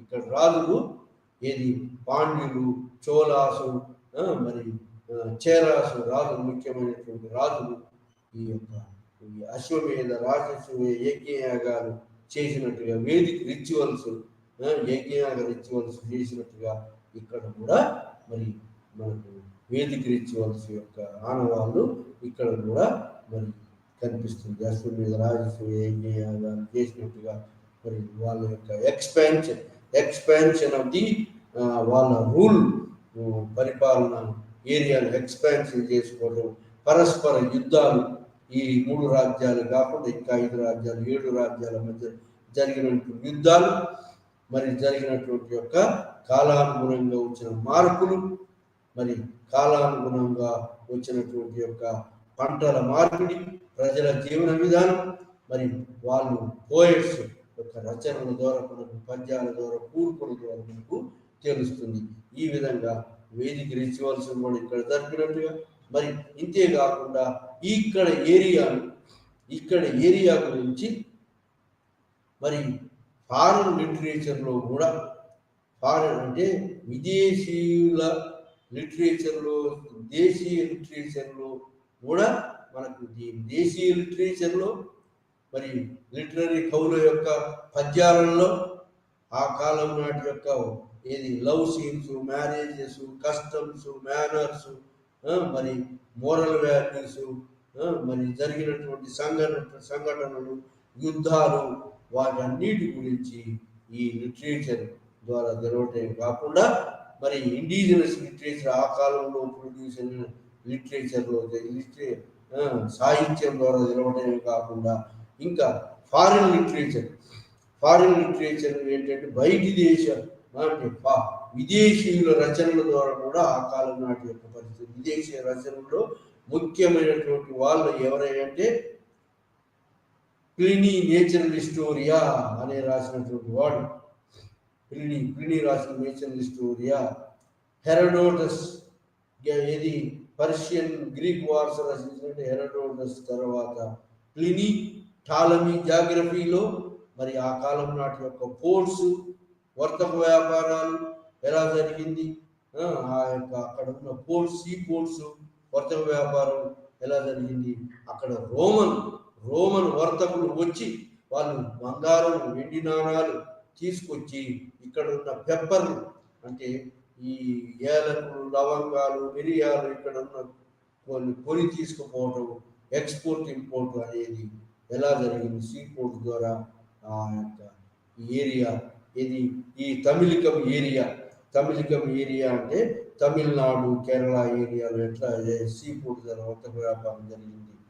మరి రోమన్ ట్రేడర్స్ వచ్చారు, అదేవిధంగా అరబ్ ట్రేడర్స్ వచ్చారు. ఈ విధంగా వర్తక వ్యాపారం వయసు వరుస జరిగినట్టుగా ఇక్కడి వస్తువులు అక్కడికి ఎక్స్పోర్ట్ అయినట్టుగా, అక్కడి వస్తువులు ఇక్కడికి ఇంపోర్ట్ అయినట్టుగా రోమన్ ట్రేడ్, మిగతా వర్తక వ్యాపారం జరిగినట్టుగా మనకు వర్తక వ్యాపారం టాలమీ జాగ్రఫీ ద్వారా, ప్లినీ రచనల ద్వారా, మరి ఇంకా ఇది మెగస్తనీస్ ఇండికాలో కూడా అశోకుని ఎడిక్ట్స్లో కూడా మనకు ఇక్కడ పరిపాలించే రాజుల గురించి తెలుస్తుంది. ఇక్కడ పరిపాలించిన రాజులు ఎవరు అంటే అప్పుడు అశోకుని ఎడిక్ట్స్లలో, ఆ శాసనాలలో ఈ 3 రాజ్యాల గురించి, ఎవరిని చోలాస్, దాని క్యాపిటల్ గురించి, ఉరయ్యాలనే క్యాపిటల్ గురించి, దానికి సౌత్గా చోలాస్, కావేరీ బేసిన్ సౌత్గా పరిపాలించండి, పాండ్యుల రాజధాని మదురై, దాని గురించి కూడా అశోకుని ఎడిక్ట్స్లో చెప్పబడింది. అది కాకుండా అశోకుని శాసనాలు ఇంకోటి ఏంటంటే చేరాస్ క్యాపిటల్, కేరళలో ఉన్నటువంటి క్యాపిటల్, అక్కడ ఉన్నటువంటి సీ పోర్ట్స్ ద్వారా వర్తక వ్యాపారం, రోమన్ ట్రేడ్, అరబ్బుల ట్రేడ్ గురించి, ఈ యొక్క అక్కడ ఉన్నటువంటి పంటల పరిస్థితి, మరి అక్కడ ఎక్స్పోర్ట్స్ ఏంటి, ఇంపోర్ట్స్ ఏంటి అనేది ఈ ఫారిన్ విదేశీయ రచనల ద్వారా కూడా తెలుస్తుంది. దేశీయంగా రచించినటువంటి పోయమ్స్, లిటరరీ ఎవిడెన్స్ కాకుండా విదేశీయ రచనల ద్వారా మరి జరిగే ఆ కాలం నాటి యొక్క వర్తక వ్యాపార విషయాలు, ఆ కాలం నాటి జీవన పరిస్థితులు, ఆ కాలం నాటి యుద్ధాలు, పరస్పర యుద్ధాలు, ఇవన్నీ కూడా మరి ఈ లిటరరీ ఎవిడెన్స్ ద్వారా జరుగుతుంది. అదేవిధంగా అశోకుని ఎడిట్స్లో మరి చోళాసు, పాండ్యాసు, చేరాసే కాకుండా సత్యపుత్ర, కేరళపుత్ర అనేటువంటి రాజ్యాల గురించి వాళ్ళు మరి ఈ ఈ రాజ్యాల మధ్యలో జరిగే యుద్ధాల గురించి, ఆ రాజ్యాల మధ్య ఆ రాజ్యాలలో జరిగే పంటలు, ప్రజల జీవన స్థితి, ఆ పంటల మార్పిడి, మొట్టమొదట పంటల మార్పిడి క్యాటిల్, మొట్టమొదట వస్తు మార్పిడి జరిగింది, ఆ తర్వాత క్యాటిల్ మరి మార్పిడి జరిగింది. సో ఈ విధంగా తర్వాత నెమ్మదిగా ఈ వర్తక వ్యాపారాన్ని గురించి మరి ఇక్కడ జరిగే వర్తక వ్యాపారం గురించి మరి బాగా ఈ లిటరరీ ట్రెడిషన్ ద్వారా మనకు తెలియవస్తుంది. అదేవిధంగా మరి ఇంకా ఈ ఫారిన్ రచనలే కాకుండా హిస్టారికల్ సెన్స్ ఉన్నది. ఈ యొక్క ఇక్కడ ఉన్నటువంటి యొక్క 3 సంగమంలో లాస్ట్ సంగమంలో జరిగినటువంటి యొక్క లిటరేచర్ ఉత్పత్తి ఆధారంగా ఇంకా అది కాకుండా అశోకుని ఇన్స్క్రిప్షన్ ద్వారా మరి ఇన్స్క్రిప్షన్స్ ద్వారా మనకు ఆ కాలం నాటి కొంత ఇన్ఫర్మేషన్ ఇన్స్క్రిప్షన్స్ వాటి ద్వారా ఆ కాలం నాటి యొక్క ఇన్ఫర్మేషన్ మనకు తెలియవస్తుంది. ఆ కాలం నాటి సామాజిక, ఆర్థిక, సాంస్కృతిక పరిస్థితుల గురించి, అక్కడ ఉన్నటువంటి రాజులు, వాటి మధ్య జరిగే యుద్ధాలు, పరస్పర దాడులు, పరస్పరం ఎక్స్పాన్షన్ జరిగినటువంటి యొక్క యుద్ధాల గురించి ఈ విధంగా మరి ఈ యొక్క రచనల ద్వారా తమిళ్ లిటరరీ ట్రెడిషన్ సంఘం లిటరరీ ట్రెడిషన్స్ ద్వారా మనకు ఈ యొక్క అంశాలన్నీ కూడా మనకు తెలియవస్తుంది. సో ఈ విధంగా సంఘం లిటరరీ ట్రెడిషన్ ద్వారా ఆ కాలం నాటి యొక్క రాజులు, వాళ్ళ మధ్యలో జరిగిన ఇంటర్నల్ వార్స్, అకం అనేది ఏంటి అంటే ఈ హిస్టారికల్ సెన్స్ ద్వారా వచ్చినటువంటి యొక్క literary internal life of the people గురించి చెప్పేది అకమం లిటరేచర్ అని. External life of the people మరి ఒక రాజు మధ్యలో ఇంకొక రాజు మధ్యలో జరిగే యుద్ధాల గురించి, అవుటర్ స్పేస్ గురించి చెప్పేది పురం లిటరేచర్. సో ఈ విధంగా అకం లిటరేచర్, పురం లిటరేచర్ ద్వారా మనం ఆ కాలం నాటి యొక్క రాజుల గురించి, ఆ కాలం నాటి వర్తక వ్యాపారం గురించి, ఆ కాలం నాటి యొక్క ప్రసిద్ధి చెందినటువంటి రాజులు, వాళ్ళ పరిపాలన గురించి, వాళ్ళు కట్టినటువంటి యొక్క ఈ కరికాల చోళుడు కావేరీ నది మీద మరి కట్టినటువంటి యొక్క ఈ యొక్క తటాకాన్ని గురించి మరి ఈ విధంగా మరి ఆ కాలం నాటి యొక్క సాంఘిక, ఆర్థిక, లవ్ సీన్స్, మరి ఇంకా యుద్ధాలు, ఈ అన్నిటి గురించి మరి వివిధ పద్యాల ద్వారా, కంపోజిట్ అయిన పద్యాల ద్వారా మరి ఈ యొక్క మరి ఆ కాలం నాటి యొక్క పరిస్థితులు, సామాజిక, ఆర్థిక, సాంస్కృతిక, ప్రజల జీవన విధానం, ఈ పరిస్థితులన్నిటి గురించి అర్థం పట్టినట్టుగా ఈ యొక్క లిటరేచర్లో తెలియవస్తుంది. ఈ లిటరేచర్ సపోర్ట్గా ఇన్స్క్రిప్షన్స్ కూడా లభించినవి. ఆ విధంగా మరి ఆ కాలం నాటి యొక్క పరిస్థితుల గురించి ఈ తమిళ్ సంగమం లిటరేచర్ ద్వారా మరి 3 సంగమములలో, 3 కాన్ఫరెన్స్లలో మరి 3 కాన్ఫరెన్స్లో జరిగినటువంటి యొక్క ప్రొడక్షన్లో 3వ సంఘం యొక్క ప్రొడక్షన్ ద్వారా మనకు ఆ యొక్క సౌత్ ఇండియా, డీప్ సౌత్లో ఉన్నటువంటి యొక్క పరిస్థితుల గురించి ఒక అవగాహన మరి రావడం, దాని ద్వారా మరి ఆ సంఘంలో జరిగినటువంటి యొక్క ఈ యొక్క వాటిని గురించి మనం తెలుసుకోవడం జరిగింది. ఈ లెసన్లో తెలుసుకోవడం జరిగింది. అది సంగమం లిటరేచర్. ఆ విధంగా హిస్టారికల్ సెన్స్ తోటి పద్యాలు రాయటం, ఆ పద్యాల ద్వారా జరిగిన సంఘటనలు వివరించడం, ఆ జరిగిన సంఘటనలు ఆ పద్యాలలో మరి 8 ఆంథాలజీస్ అని, 10 ఆంథాలజీస్ అని, 10 డివిజన్స్ అని, ఈ డివిజన్స్ మరి ఆ కాలం నాటి యొక్క పరిస్థితులను మరి మనకు అర్థం పట్టినట్టుగా ఈ literary tradition, Tamil literary traditions ద్వారా మనకు ఇండైరెక్ట్గా మనకు ఆ కాలం నాటి పరిస్థితులు, సామాజిక, ఆర్థిక, సాంస్కృతిక మరి మిగతా వాటితో ఆ విధంగా ఆ కాలం నాటి లిటరేచర్ అవైలబుల్ రావడంతో దాన్ని ఏమంటారంటే సంగమం లిటరరీ ట్రెడిషన్ అని అంటారు. అదే సంగమం లిటరరీ ట్రెడిషన్ కాకుండా మరి ఆ కాలం నాటి యొక్క పరిస్థితుల గురించి చెప్పబడింది. అది మనం ఈరోజు ఈ లైవ్ ఛానల్లో ముఖ్యంగా ఈ చర్చించగలిగినాం.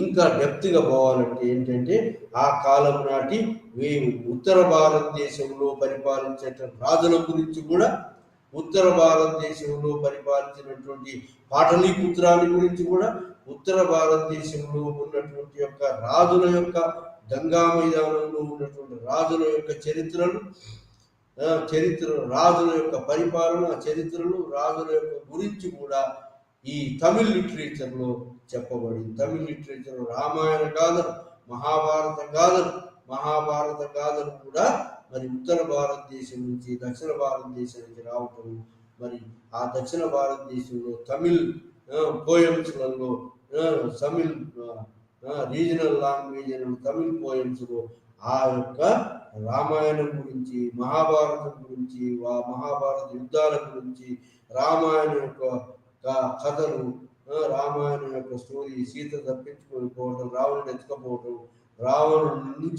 రావణుని సంహరించి సీతను తిరిగి తీసుకురావడం యొక్క నార్త్ ఇండియన్ రాజుల యొక్క పరిపాలన, అశోకుని పరిపాలన, రామాయణ పరిపాలన, రామాయణ గాథలు, మహాభారత గాథలు, ఆ యొక్క గాథలలో ఈ సౌత్ ఇండియన్స్ తమిళనాడు వాళ్ళు పార్టిసిపేట్ అయినట్టు, యుద్ధాలలో కానీ వాటిల్లో పార్టిసిపేట్ అయినట్టుగా మనకు ఈ యొక్క నార్త్ ఇండియన్ హిస్టారికల్ ఉన్నటువంటి రూలర్స్ ట్రెడిషన్ ద్వారా ఆ రూలర్స్లో మరి ఒక తరపుని ఇంకో తరపుని పాండ్య అస్త్రం ఇది కౌరవ పాండవ మధ్యలో యుద్ధంలో పాండవుల తరపున పాల్గొన్నట్టుగా. సో ఆ విధంగా మరి ఈ యొక్క విషయాల గురించి మనకు నార్త్ ఇండియన్ రూలర్స్ గురించి కూడా చెప్పబడింది. అదేవిధంగా నార్త్ ఇండియన్ రూలర్స్ అయినటువంటి యొక్క హర్షవర్ధను గురించి, నార్త్ ఇండియన్ రూలర్స్ అయినటువంటి యొక్క ఆంధ్రాలో పరిపాలించే కారవేలుని హత్తిగుంప శాసనంలో, కారవేలుని హత్తిగుంప శాసనంలో కూడా ఈ యొక్క తమిళనాడులో తమిళనాడు మీద ఈ సంగమం ఏరియా మీద మన కారవేలు దండయాత్ర, ఆ దండయాత్రలో ఇక్కడ ఉన్నటువంటి వాళ్ళు ఓడిపోవడం, అదే విధంగా మౌర్యుల దండయాత్ర కూడా మౌర్యుల కన్నా ముందు నందుల యొక్క సిరి సంపదల గురించి, మరి నందుల కాలంలో ఉన్నటువంటి యొక్క ఈ యొక్క సౌత్ ఇండియన్ కండిషన్స్, మౌర్యుల యొక్క దండయాత్ర, అశోకుడు ఎలా దండయాత్ర చేశాడు, ఎలా మరి ఈ బేరిపోషను వదిలిపెట్టి ధర్మపోషను ఎలా స్వీకరించాడు అనేటువంటి యొక్క అంశాలలో కూడా ఈ యొక్క సౌత్ ఇండియా గురించి చెప్పబడింది. సో ఈ విధంగా సౌత్ ఇండియాలో ఆ సమకాలీన ఎర్లీ క్రిస్టియన్ ఎరా నుంచి 3rd, 4th, 5th, 6th century దాకా జరిగినటువంటి యొక్క సంఘటనలు, తమిళనాడులో జరిగిన సంఘటనలు, మరి పాండ్యన్స్ పరిపాలించినటువంటి యొక్క మరి మదురైలో జరిగిన సంఘటనలు, కేరళపుత్ర మరి సత్యపుత్రలో జరిగిన సంఘటనలు, అదేవిధంగా చారాసి ఏరియాలో కేరళ ఏరియాలో జరిగిన సంఘటనల గురించి వాటి మీద రాసినటువంటి యొక్క కంపోజిషన్ లిటరరీ ఎవిడెన్స్ ద్వారా మనం ఆ కాలం నాటి యొక్క సామాజిక, ఆర్థిక, సాంస్కృతిక మరి యుద్ధాలు లేదా ఆ కాలం నాటి యొక్క కండిషన్స్ గురించి మనకు క్షుణ్ణంగా తెలియవస్తుంది. సో ఈ విధంగా మనము ఈ north Indian rulers historical sense తోటి ఈ నార్త్ ఇండియన్ రూలర్స్ గురించి మరి మరి ఇక్కడ పరిపాలించిన రూలర్స్ గురించి ఇక్కడ ఆ రూలర్స్ కాలంలో ఎలా ఆ రూలర్స్ బ్రాహ్మణులకు పండితులకు మరి గాడ్స్కు ఎలా దాన ధర్మాలు చేశారు, ఆ దాన ధర్మాలు చేయటం ఇంకా ఎక్కువగా దాన ధర్మాలు స్వీకరించడం కోసం నార్త్ ఇండియా నుంచి బ్రాహ్మణులు సౌత్ ఇండియాకు రావటం, బ్రాహ్మణులు ఆ రాజులు పొగడటం, మరి ఏది ఈ యొక్క అగ్రహారాలు మొట్టమొదటిసారి తమిళనాడులో బ్రహ్మదేయ అగ్రహారం ఇచ్చినట్టుగా తమిళ లిటరేచర్లో కనిపిస్తుంది తమిళనాడులో. సో ఆ విధంగా బ్రాహ్మణులకు దానించిన భూములు, బ్రాహ్మణులకు దానించినటువంటి యొక్క వాటి గురించి బ్రహ్మదేయ లిటరేచర్ ఈ తమిళ లిటరేచర్ ద్వారా తెలియవస్తుంది, బ్రహ్మదేయ లిటరేచర్ అంటారు. సో ఆ విధంగా ఈ యొక్క తమిళ లిటరేచర్ సంగమం థర్డ్ సంగమం నుంచి బయలుదేరి లిటరేచర్లో ఆ కాలం నాటి యొక్క పరిస్థితులు వివరంగా పొందుపరచబడి ఉన్నాయి. సో ఇది మనం ఈరోజు ఈ తమిళ్ లాంగ్వేజ్లో తమిళ్ లిటరీ ట్రెడిషన్ సంగమం, తమిళ్ లిటరీ ట్రెడిషన్ అంటే సంగమం పోయట్స్ ద్వారా తమిళ్ లాంగ్వేజ్, మరి అదేవిధంగా సో కేరళలో ఉన్నటువంటి సత్యపుత్ర, కేరళ పుత్ర ఇలాంటి యొక్క రచనలు మరి ఈ కాలం యొక్క పోయట్స్ ద్వారా మరి మనకు ఈ యొక్క ఎవిడెన్సెస్ ద్వారా వాళ్ళు రచించినటువంటి ఎవిడెన్సెస్ ద్వారా మరి ఆ ఎవిడెన్సెస్ ద్వారా మనకు ఈ యొక్క హిస్టారికల్ సెన్స్ ఉన్నట్టుగా నార్త్ ఇండియన్ రూలర్స్ గురించి మరి ఈ తమిళ్ పోయమ్స్లలో మరి నార్త్ ఇండియన్ రూలర్స్ యొక్క దండయాత్ర, నార్త్ ఇండియన్ రూలర్స్ యొక్క మరి పరిపాలన గురించి, దండయాత్రల గురించి, మరి ఆ నార్త్ ఇండియన్ యొక్క గంగా మైదానము ఆ విధంగా అక్కడ పండేటువంటి పంటలు, మరి అక్కడి నుంచి ఇక్కడికి వర్తక వ్యాపారం, ఇది అదే కాకుండా శ్రీలంక మరి సౌత్ ఈస్ట్ ఏషియన్ కంట్రీస్లో జరిగేటువంటి యొక్క మరి ఈ యొక్క వర్తక వ్యాపారం గురించి ఈ యొక్క తమిళ్ రీజియన్లో సంగమం లిటరేచర్లో పొందుపరచబడింది. ఇది మనం ఈ యొక్క తమిళ్ లిటరేచర్ ద్వారా, సంగమం లిటరేచర్ ద్వారా మనం ఆ సమకాలీన పరిస్థితులు, ఆ కాలం నాటి ఏన్షియంట్ పాస్ట్ గురించి మనం ఈ యొక్క పాఠం ద్వారా మనం తెలుసుకోగలిగాము. ఈ విధంగా మనకు ఇది పట్టు శిలపడికరం మణిమేకలై సో అనేటువంటి గ్రంథాల ద్వారా మనకు ఈ యొక్క తమిళ్ యొక్క తమిళనాడు సంగము లిటరేచర్ గురించి చెప్పబడింది. ఇది మనము ఈరోజు లైవ్ ఛానల్లో మనం డిస్కస్ చేయబోయేటువంటి యొక్క అంశం. దీంట్లో ఇంకా డీటెయిల్గా పోవాలంటే ఏంటంటే ఈ 3 సంగమంలో మరి ప్రొడ్యూస్ అయినటువంటి యొక్క లిటరేచర్ మొత్తం 2 డివిజన్స్గా చేశారు. ఒకటి అకం లిటరేచర్ అని, రెండవది పురం లిటరేచర్ అని. అకం లిటరేచర్లో inner life of the people గురించి Akam literature. Then inner Akam literature తర్వాత పురం లిటరేచర్లో ఆ కాలం నాటి యొక్క సామాజిక ఆర్థిక పరిస్థితులు, ఆ యొక్క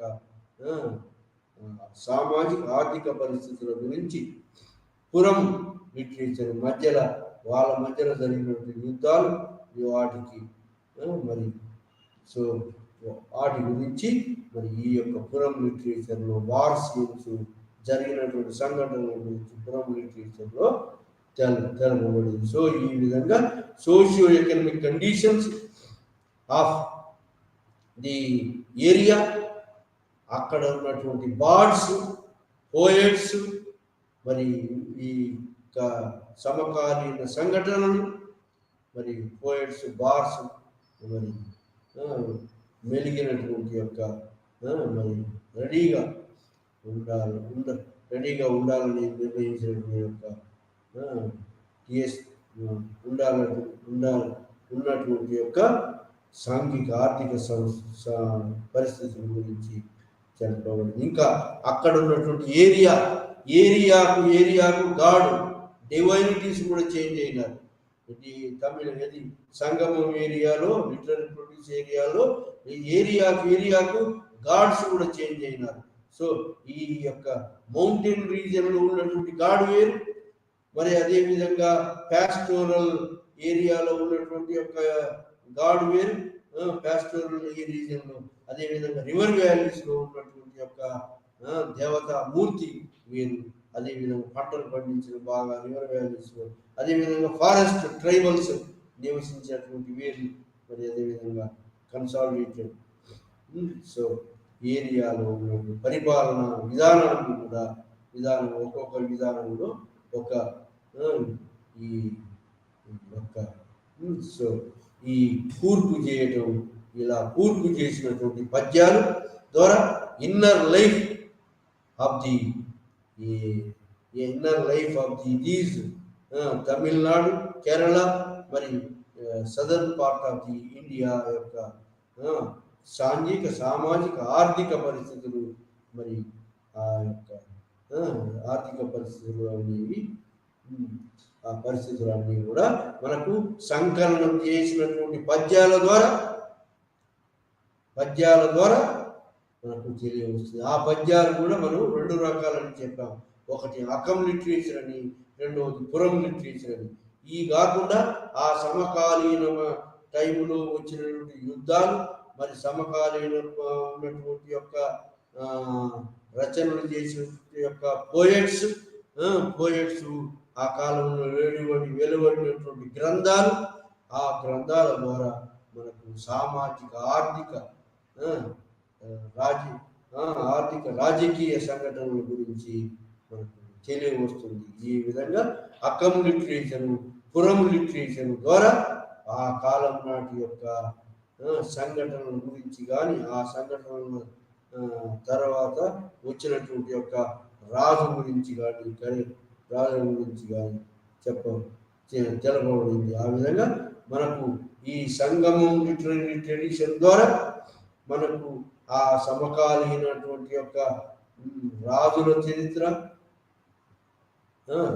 చరిత్రే కాకుండా వాళ్ళ మధ్యలో జరిగిన యుద్ధాల చరిత్ర, వాళ్ళు మరి వాడినటువంటి ఓడరేవులు, వాళ్ళు వాడినటువంటి యొక్క బులక్ కార్డ్స్, లేదా షిప్ బోట్స్, మరి వర్తక వ్యాపారం, ఇవన్నీ కూడా మరి inner life of the people, marriage, love scenes, inner life of the people గురించి అకం లిటరేచర్ ద్వారా తెలుస్తుంది. ఇంకా outer life of the people, wars, ఒక రీజన్కి ఇంకో రీజన్కి మధ్య జరిగిన వార్స్ గురించి, వార్స్ యొక్క వార్సను అర్థం పట్టినట్టుగా చెప్పబడింది. ఏంటి అంటే పురం లిటరేచర్లో చెప్పబడింది. ఆ విధంగా ఆ మధ్యలో ఉన్నటువంటి యొక్క వాళ్ళ మధ్యలో ఉన్న వార్ఫేర్, ఆ మధ్యలో జరిగినటువంటి యొక్క వార్ఫేర్ను వివిధ రచనల ద్వారా కంపైలేషన్ చేసి, కంపోజ్ చేసి మనకు అందించేటువంటి యొక్క మరి విషయాలకు అందించినటువంటి యొక్క పరిపాలన విధానాన్ని, మరి ఆ కాలం నాటి యొక్క మరి బలమైనటువంటి రాజ్యాల గురించి, ఆ రాజ్యాల మధ్య బలమైన రాజ్యాలు ఏంటి అంటే చోళులు, పాండ్యులు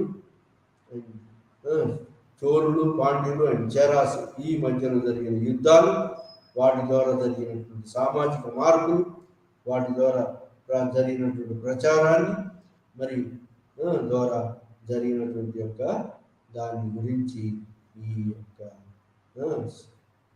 అశోకుని శాసనాల ద్వారా సౌత్ ఇండియన్ రూలర్స్ గురించి చెప్పడం, మరి ఇది కాకుండా మరి సౌత్ ఇండియన్స్ గురించి, రూలర్స్ గురించి చెప్పటమే కాకుండా ఆ కాలం నాటి కండిషన్స్, ఆ కాలం నాడు ప్రొడ్యూస్ అయిన తమిళ గ్రంథాలు, మరి కేరళలో ప్రొడ్యూస్ అయిన కేరళ గ్రంథాలు. సో ఈ విధంగా రీజనల్ లాంగ్వేజ్లో వచ్చినటువంటి గ్రంథాల గురించి, ఆ కాలం నాటి యొక్క పరిస్థితుల గురించి మనకు ఈ సంగమం లిటరేచర్ ద్వారా మనకు తెలియవస్తుంది. సో ఈ విధంగా ఆ కాలము నాటి పరిస్థితులను సామాజిక, ఆర్థిక, రాజకీయ, మరి సాంస్కృతిక, కల్చరల్ కల్చరల్ ఆస్పెక్ట్స్ గురించి ఆ తమిళ్ లిటరేచర్లో పొందుపరిచిన లిటరేచర్ ద్వారా మనకు ఈ యొక్క లిటరేచర్ ముఖ్యంగా అకం మరి పురం లిటరేచర్ ద్వారా మనకు లభిస్తుంది. ఇది మనం ఈ యొక్క పాఠంలో సంగమం లిటరేచర్, సంగమం ఏజ్ గురించి, సంగమం ఏజ్ దాదాపుగా క్రీస్తు పూర్వం 4వ శతాబ్దం నుంచి 3వ శతాబ్దం, 4వ శతాబ్దం నుంచి క్రీస్తు శకము 6-7 శతాబ్దం దాకా జరిగినటువంటి యొక్క హిస్టారికల్ డెవలప్మెంట్స్ను, సామాజిక ఎవల్యూషన్ను, మరి పంటలు ఏ విధంగా ఇంప్రూవ్ అయినాయి, ఏ విధంగా పంటల మార్పిడి జరిగింది, పంటలు ఏ విధంగా పండినాయి, ఆ పంటల ద్వారా మరి ఈ 3 రాజ్యాలు ఉన్నాయో, మొట్టమొదటిది ఈ చోళ సామ్రాజ్యం, పాండ్యన్ సామ్రాజ్యం, అయిన తర్వాత పాండ్య మరి సత్యపుత్ర, కేరళపుత్ర అనేటువంటి రాజ్యాల ద్వారా మనకు లభిస్తుంది. ఇది ఈ యొక్క లిటరరీ ఎవిడెన్స్ ద్వారా మనకు ఈ యొక్క ఆధారాల ద్వారా మనకు లభిస్తుంది. దీన్నే సంగమం లిటరరీ ట్రెడిషన్ అంటారు. సంగమం లిటరేచర్ ద్వారా మనకు ఆ కాలం నాటి యొక్క సోషియో ఎకనామిక్ కండిషన్స్, ప్రజల జీవన విధానం, ప్రజల యొక్క ఆక్యుపేషనల్ డివిజన్స్ ఆఫ్ ప్రజలు ఉన్నటువంటి యొక్క పరిస్థితులు, ఈ పోయట్స్ మరి ఎలా దాని యొక్క హిస్టారికల్ సీన్ అంతా తనకు పెట్టుకోవటం పోయట్స్, ఆ కాలం నాటి పోయట్స్. సో ఆ విధంగా మరి ఈ యొక్క తమిళ్ లిటరరీ ట్రెడిషన్లో, వేదిక లిటరరీ ట్రెడిషన్లో లాంగ్వేజ్ ఉన్నది. వేదిక లిటరరీ ట్రెడిషన్ లాగా లాంగ్వేజ్ ప్రొడ్యూస్ అయ్యింది. ఆ విధంగా లిటరరీ ప్రొడ్యూషన్ ద్వారా ఆ కాలం నాటి సౌత్ ఇండియా, డీప్ సౌత్ యొక్క సోషల్, కల్చరల్, మరి ఎకనామికల్ ల్యాండ్స్కేప్, ఎకనామికల్ ప్రొడక్షన్, వర్తక వ్యాపారం, అక్కడ జరిగినటువంటి వస్తు మార్పిడి పద్ధతి, క్యాటిల్ మార్పిడి పద్ధతి, మరి తర్వాత వచ్చినటువంటి యొక్క మరి పద్ధతులన్నీ కూడా ఆ కాలం నాటి యొక్క సామాజిక, సాంస్కృతిక, కల్చరల్ ఆస్పెక్ట్స్ను దోహదపడి ఆస్పెక్ట్ డిసైడ్ చేయడానికి, రీకన్స్ట్రక్ట్ చేయడానికి ఈ యొక్క సోర్సెస్ అన్నీ కూడా ఈ పద్యాలు, మరి తొలకపియం, మరి ఈ యొక్క శిలపడికరం, ఇలంగు అడిగలు రాసిన శిలపడికరం, మణిమేకలై, ఇవన్నీ కూడా మనకు ఈ ద్వారా మనకు ఆ కాలం నాటి అకం, పురం అనే 2 divisions of poems, literary evidence తోటి ఆ కాలం నాటి పరిస్థితులు, ఆ కాలము ఈ తమిళ్ వాళ్ళకు మరి నార్త్ ఇండియన్స్ ఉన్నటువంటి పరస్పర సంబంధాలు, మరి పరస్పర exchange of goods with Roman traders తోటి, అరబ్ ట్రేడర్స్ తోటి, నార్త్ ఇండియన్ రూలర్స్ యొక్క ఇన్వాషన్, నార్త్ ఇండియన్ రూలర్స్ ఎలా దండయాత్ర చేశారు, నార్త్ ఇండియన్ రూలర్స్ దండయాత్రలో ఎలా వీళ్ళు పార్టిసిపేట్ అయ్యారు, మరి పాండ్యన్ రాజులు ఎలా మరి ధీటుగా నిలబడ్డారు, చోళరాజులు ధీటుగా నిలబడి ఎన్ని సంవత్సరాలు పరిపాలించారు, మరి తర్వాత ఈ మరి ఎర్లీగా బాగా ప్రచారంలోకి వచ్చినటువంటి యొక్క సామాజిక, ఆర్థిక పరిస్థితుల్లో ఆ కాలం నాటి ఈ లిటరేచర్ ద్వారా ఆ కాలం నాటి సంగమం లిటరేచర్ ద్వారా ఆ కాలం నాటి పరిస్థితులు హిస్టారికల్ సెన్స్ తోటి మరి రాయబడ్డాయి. ఇవన్నీ కూడా హిస్టారికల్ సెన్స్ లేదు అని అంటారు. ఏన్షియంట్ ఇండియన్స్ హిస్టారికల్ సెన్స్ లేదు అని అన్నారు, కానీ అవి హిస్టారికల్ సెన్స్ తోటి రాయబడ్డట్టుగా సంగమం అనే వర్డ్ ఎప్పుడంటే మొట్టమొదటిసారి ఎక్కడ వాడబడింది, మిడివల్ ఇండియాలో, మిడివల్ లిటరేచర్లో వాడబడింది. ఆ తర్వాత ఏన్షియంట్ పాస్ట్ గురించి సంగమం లిటరేచర్ ద్వారా, సంగమం ట్రెడిషన్ ద్వారా, సంగమం రచనల ద్వారా మరి ఎలా మనకు అందుబాటులోకి వచ్చింది. ఆ కాలం నాటి యొక్క పరిపాలనా విధానం, సామాజిక ఆర్థిక ప్రజల జీవన స్థితి, మరి ఆ కాలం నాటి యొక్క భూమి, ఆ ఏరియాలో ఉన్న భూమి పరిస్థితులు, ఆ భూమి ఆధారంగా మరి వాళ్ళ జీవన విధానం, ప్రజల జీవన విధానం ఎలా ఉంది, వాళ్ళ మధ్యలో జరిగిన యుద్ధాలు ఏంటి, వాళ్ళ మధ్యలో వాళ్ళు ఎదుర్కొన్నటువంటి యొక్క నార్త్ ఇండియన్ దాడులు ఏంటి, మరి నార్త్ ఇండియన్ దాడులను ఎలా తిప్పికొట్టారు, మరి సౌత్ ఇండియన్ పాండ్యలు వీరోచితంగా ఎలా పోరాడి ఈ యొక్క కాకతీయుల మీద యుద్ధంలో గెలిచారు. సో ఈ విధంగా మరి సౌత్ ఇండియన్స్, నార్త్ ఇండియన్స్, మధ్య ఇండియన్స్ మధ్యలో జరిగినటువంటి యొక్క యుద్ధాలు, ఆ కాలం నాటి సాంఘిక ఆర్థిక పరిస్థితుల గురించి ఈ రోజు ఈ లెసన్లో వివరించడం జరిగింది. అది మనం సంగమం లిటరరీ ట్రెడిషన్ ద్వారా, అకంపురం లిటరరీ ట్రెడిషన్ ద్వారా హిస్టారికల్ సెన్స్ ఉన్నది. కాబట్టి ఈ ఏన్షియంట్ పాస్ట్ లిటరేచర్ ద్వారా మనం ఈ కాలం నాటి యొక్క పరిస్థితులను మనం రీకన్స్ట్రక్ట్ చేయగలిగినము, అల్లగలిగినము, రాయగలిగినము.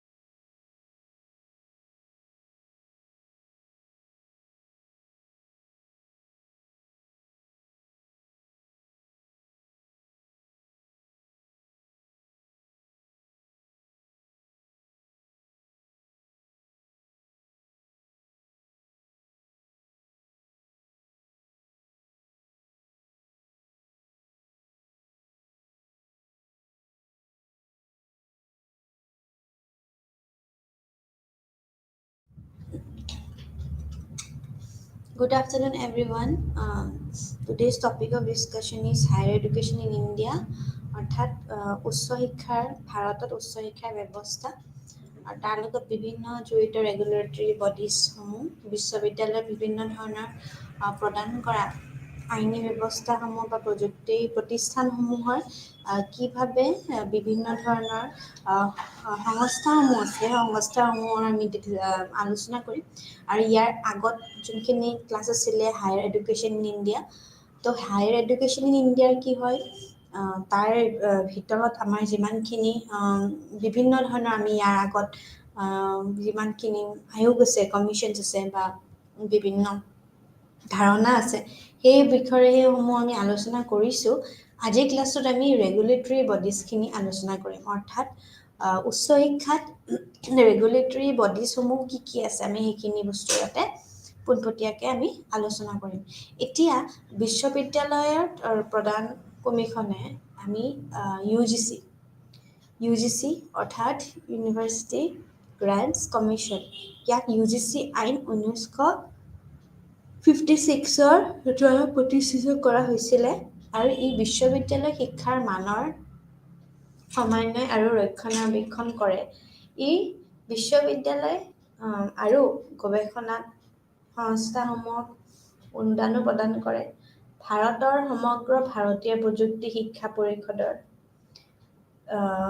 লগত AICTE আইনৰ অধীনত প্ৰতিষ্ঠা কৰা হৈছে যি ভাৰতত গুণগত প্ৰযুক্তি শিক্ষা ব্যৱস্থাৰ উন্নতি আৰু উন্নয়ন কৰিবলৈ শীৰ্ষ সংস্থা হিচাপে ব্যৱহাৰ কৰে এতিয়া AICTE প্ৰযুক্তি প্ৰতিষ্ঠানসমূহৰ বাবে মান আৰু নৰ্মসমূহ সংজ্ঞায়িত কৰাৰ বাবে আৱশ্যক আইনী অধিকাৰ আছে আৰু প্ৰযুক্তি শিক্ষাৰ গুণগত মানৰ আৰু ৰক্ষণাবেক্ষণ আৰু পৰ্যবেক্ষণ আৰু নিৰ্ভৰযোগ্যতাও নিশ্চিত কৰে বুলি কয় তাৰ লগতে ভাৰতীয় চিকিৎসা পৰিষদ অৰ্থাৎ MCI আৰু প্ৰতিষ্ঠানৰ লগতে আমাৰ ভাৰতীয় চিকিৎসা পৰিষদ আইনৰ জৰিয়তে কৰা হৈছিলে আৰু তাৰ লগতে সলনি কৰা হৈছিলে পৰিষদে ভাৰতৰ বিশ্ববিদ্যালয় বা চিকিৎসা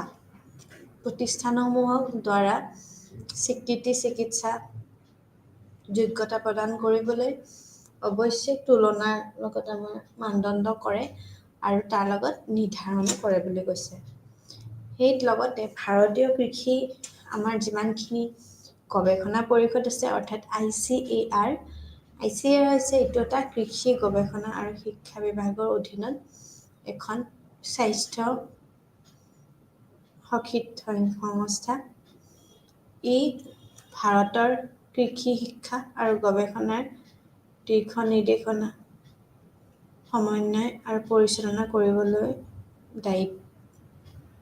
দায়িত্বত আছে বুলি কয় এতিয়া এইটো কৃষি গৱেষণা আৰু শিক্ষা বিভাগৰ অধীনত এখন সংস্থা হয় য'ত ভাৰতৰ কৃষি শিক্ষা আৰু গৱেষণাৰ দিশ নিৰ্দেশনা লগত পৰিচালনা কৰিবলৈ আমাৰ বিভিন্ন ধৰণৰ দায়বদ্ধতা বা দায়িত্ব আছে ৰাষ্ট্ৰীয় শিক্ষক শিক্ষা কাউন্সিল আছে তাৰ লগত NCTES আছে যাক আমি ইয়াক ৰাষ্ট্ৰীয় শিক্ষক শিক্ষা আইন অৰ্থাৎ 1993 অধীনত প্ৰতিষ্ঠা কৰা হৈছে ইয়াক শিক্ষক শিক্ষা পদ্ধতিৰ পৰিকল্পিত আৰু তাৰ লগত আমাৰ যিমানখিনি বিকাশত দায়িত্ব দিয়াৰ লগতে শিক্ষক শিক্ষাৰ ক্ষেত্ৰত মান আৰু মানদণ্ড নিৰ্ধাৰণ আৰু পৰামৰ্শ কৰাটো দায়িত্বপ্ৰাপ্ত আছে NCTE হয় শিক্ষণৰ বিভিন্ন স্তৰ আৰু তাৰ লগত শ্ৰোতাত পাঠ্যক্ৰম প্ৰদান কৰা প্ৰতিষ্ঠানক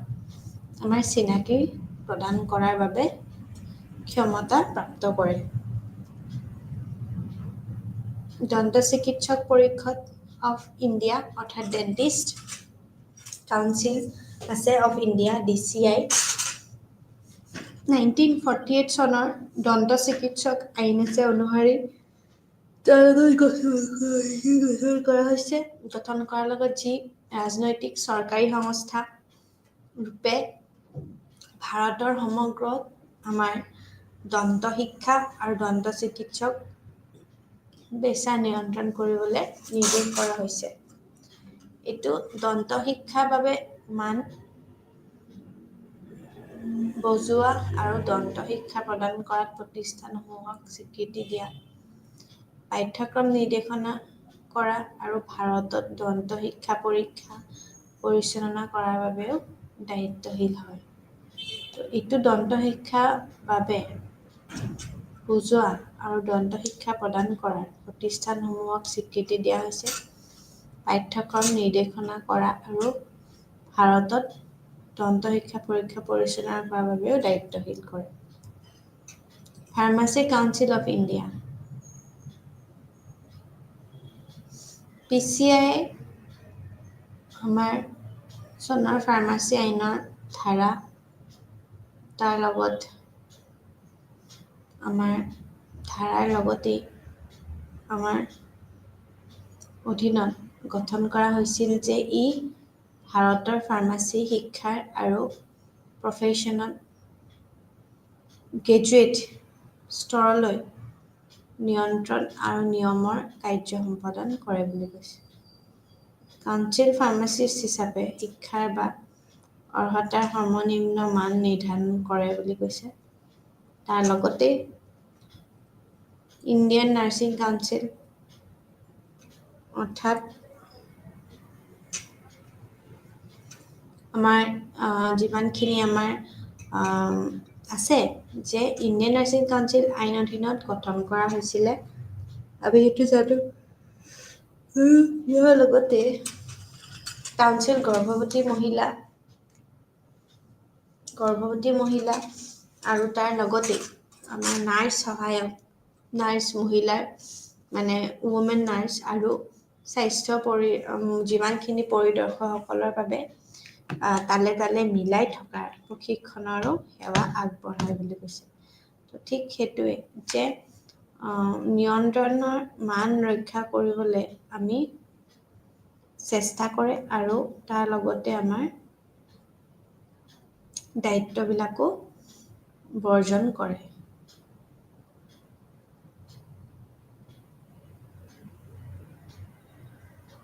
তো মানে কি হয় যে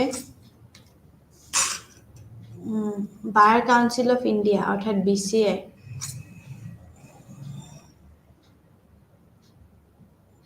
তো আমি বাৰ কাউন্সিল অফ ইণ্ডিয়াৰ কথা আমি ক'ম। তো তাৰ বাবে আমি ক'ব লাগিব যে এজন আইনজীৱী হিচাপে আমি কেনেকে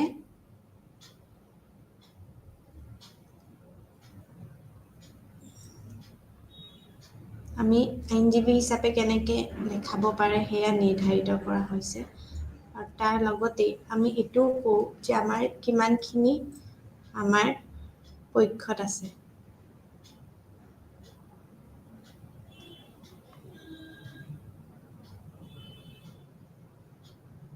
তো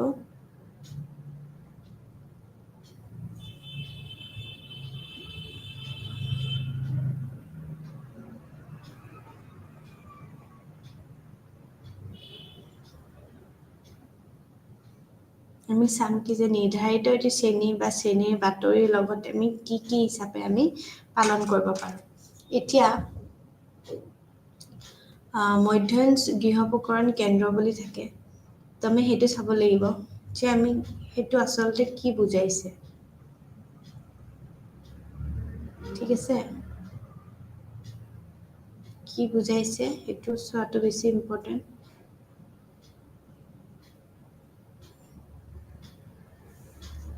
তো তাৰ লগত আমি কেনেকৈ চাম যে আমাৰ ইয়াৰ ভিতৰত আমাৰ আছে। ঠিক আছে,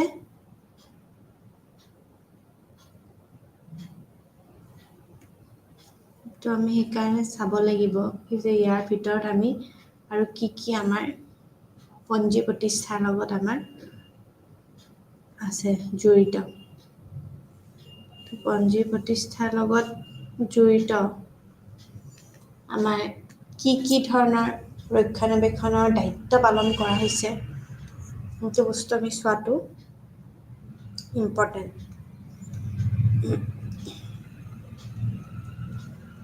আৰু তাৰ লগতে আমি আমাৰ যিমানখিনি স্বাস্থ্যসেৱা পৰীক্ষাত আছে সেইখিনি ভাৰতৰ সংসদৰ ভিতৰতে আমি জ্ঞাননযোগ্য বুলি কোৱা যায়। তো সেই বস্তুটো যে আমাৰ আইন হিচাপে আমি যিমানখিনি কৰোঁ সেইখিনিৰ লগত জড়িত হ'ব পাৰি নেকি, তো আমি সেইটো বস্তু চাম কি যে সেইটো নিজে জড়িত হয় নেকি। যদি হয় বোলে তেতিয়া আমি সেইটোৰ লগত ৰিলেট কৰি পেলাই আমি বনাম।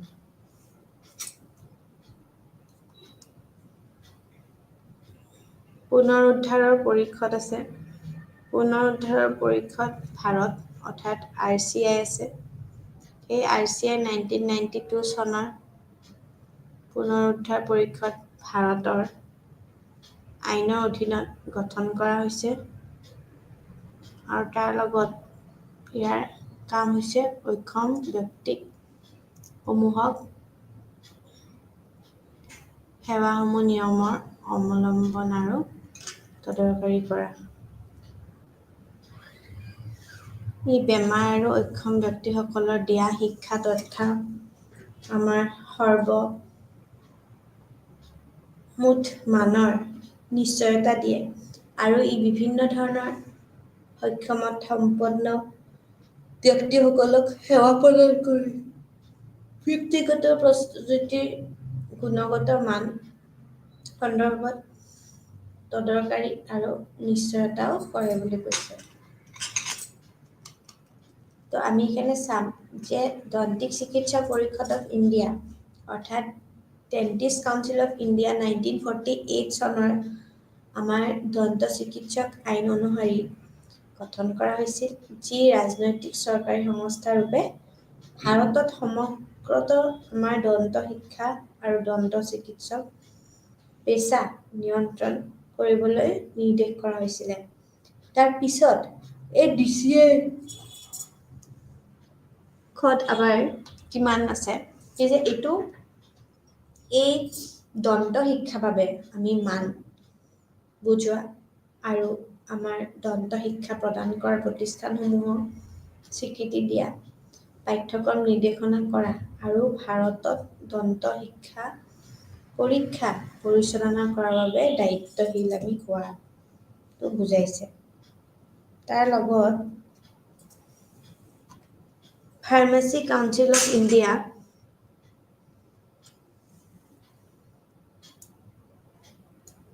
ফাৰ্মাচী আইন ধাৰাত অধীনত গঠন কৰা হৈছিলে।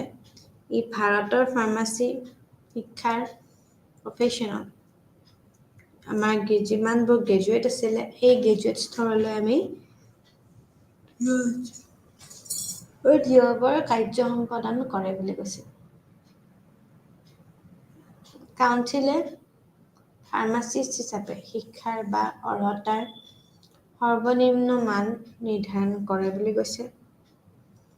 তাৰ লগত ইণ্ডিয়ান নাৰ্ছিং কাউন্সিল INC হৈছে এজন বিধায়ক সংস্থা যি ইণ্ডিয়ান নাৰ্ছিং কাউন্সিল আইন অধীনত গঠন কৰা হৈছে।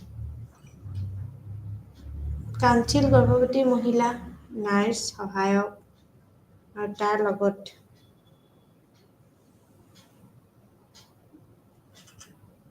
স্বাস্থ্য পৰিদৰ্শকসকলৰ লগত বাবে তালে তালে মিলাই থকা প্ৰশিক্ষণৰ মান নিয়ন্ত্ৰণ আৰু ৰক্ষণাবেক্ষণ দায়িত্ব গ্ৰহণ কৰিছে।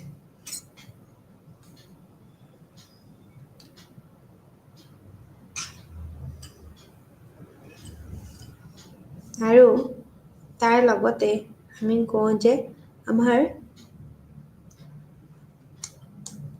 ৰুলছ এণ্ড ৰেগুলেশ্যনছ অৰ্থাৎ নিয়মাৱলী নিৰ্ধাৰণ কৰে আৰু যিসকল ব্যক্তি এজন আইনজীৱী হিচাপে মানে এডভকেট লয়াৰ হিচাপে নাম লেখাব পাৰে সেয়াহে আমি নিৰ্ধাৰিত এটি শ্ৰেণী বা শ্ৰেণীৰ বাতৰি কৰে বুলি কৈছে। ঠিক তেনেকৈ চোৱা যায় যে বাৰ কাউন্সিল অফ ইণ্ডিয়াই এখন পাছ কৰিব লাগিব যাতে আমি প্ৰেক্টিছ কৰিব পাৰোঁ আমাৰ কোৰ্টত, ঠিক আছে। তো তো সেইটো কাৰণে বাৰ কাউন্সিল লাইচেন্সখন থকাটো বহুত বেছি কি হয় ইম্পৰ্টেণ্ট হয় অ'কে তো সেইকাৰণে আমি চাওঁ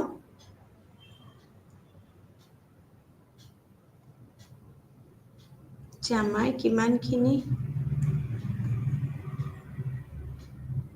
এজন আইনজীৱী হিচাপে নাম লিখাব পৰা যায় ঠিক আছে তো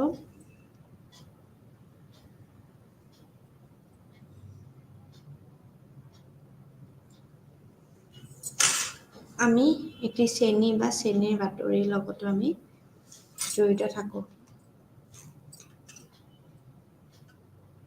মধ্যস্থ গৃহোপকৰণ কেন্দ্ৰ অৰ্থাৎ আমাৰ CCH বুলি কয় যোনটো 1973 চনৰ গৃহোপকৰণ কেন্দ্ৰীয় আইন আঁচনিৰ অধীনত প্ৰতিষ্ঠা কৰা হৈছিল এই কাউন্সিল গৃহোপকৰণৰ চিকিৎসাৰে যোগ্যতা নিৰ্দিষ্ট আৰু স্বীকৃতি কৰে তাৰ লগত যিকোনো চিকিৎসা প্ৰতিষ্ঠান যদি গৃহোপকৰণত চিকিৎসা যোগ্যতা প্ৰদান কৰিবলৈ বিচাৰে তেন্তে সেই প্ৰতিষ্ঠানক গৃহোপকৰণ চিকিৎসা শিক্ষাৰ বাবে কাউন্সিললৈ আবেদন কৰিব লাগিব কাউন্সিলৰ গৃহোপকৰণ এজন কেন্দ্ৰীয় পঞ্জী প্ৰতিষ্ঠা আৰু ৰক্ষণাবেক্ষণ দায়িত্বও পালন কৰে ব্যৱহাৰিক চিকিৎসা কেন্দ্ৰ এইটো ভাৰতীয় চিকিৎসা কেন্দ্ৰীয় পৰিষদ আইনৰ অধীনত গঠন কৰা হৈছিলে এখন বিধি সন্মুখত সংস্থা এইটো ভাৰতীয় চিকিৎসা ব্যৱস্থা যেনে আয়ুৰ্বেদ বা আমাৰ শিক্ষাৰ ন্যূনতম মান প্ৰণয়ন কৰে পৰিষদে ভাৰতীয় চিকিৎসাৰ কেন্দ্ৰীয় ৰেজিষ্ট্ৰাৰ বজাই ৰাখে এইটোৱে আমাৰ মানা হ'বলগীয়া পেছাদাৰী আচৰণ আচাৰ ব্যৱহাৰ কৰা আৰু বিভিন্ন ধৰণৰ নৈতিকতাৰ বিধিবিলাক প্ৰণয়ন কৰে বুলি কৈছে এতিয়া আমাৰ যিমানখিনি আমাৰ আছে কি যে পৰিষদ ভাৰতৰ সংসদৰ দ্বাৰা সেইখিনি আমি প্ৰণয়ন কৰাৰ যিমানখিনি স্পষ্টবিধ আইন আছে সেইখিনি আমি 1972 অধীনত CUA গঠন কৰা হৈছিলে CUA প্ৰতিবিধসকলৰ পঞ্জীয়ন শিক্ষাৰ মানদণ্ড স্বীকৃত অৰ্হতা আৰু অনুশীলনীৰ স্পষ্টবিধসকলৰ দ্বাৰা পালন কৰিব লগা অনুশীলনৰ মানদণ্ডৰ বাবে দায়বদ্ধ তাৰ লগত স্পষ্টবিধৰ পঞ্জী বজাই ৰখাৰ উপৰিও সমগ্ৰ ভাৰতত বৃত্তি শিক্ষা আৰু অনুশীলন নিয়ন্ত্ৰণ কৰাটো দায়বদ্ধ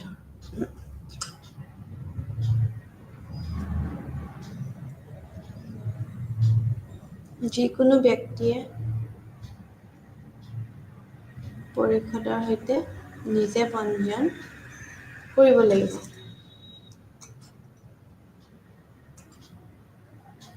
পুনৰুদ্ধাৰৰ পৰিষদ ভাৰতত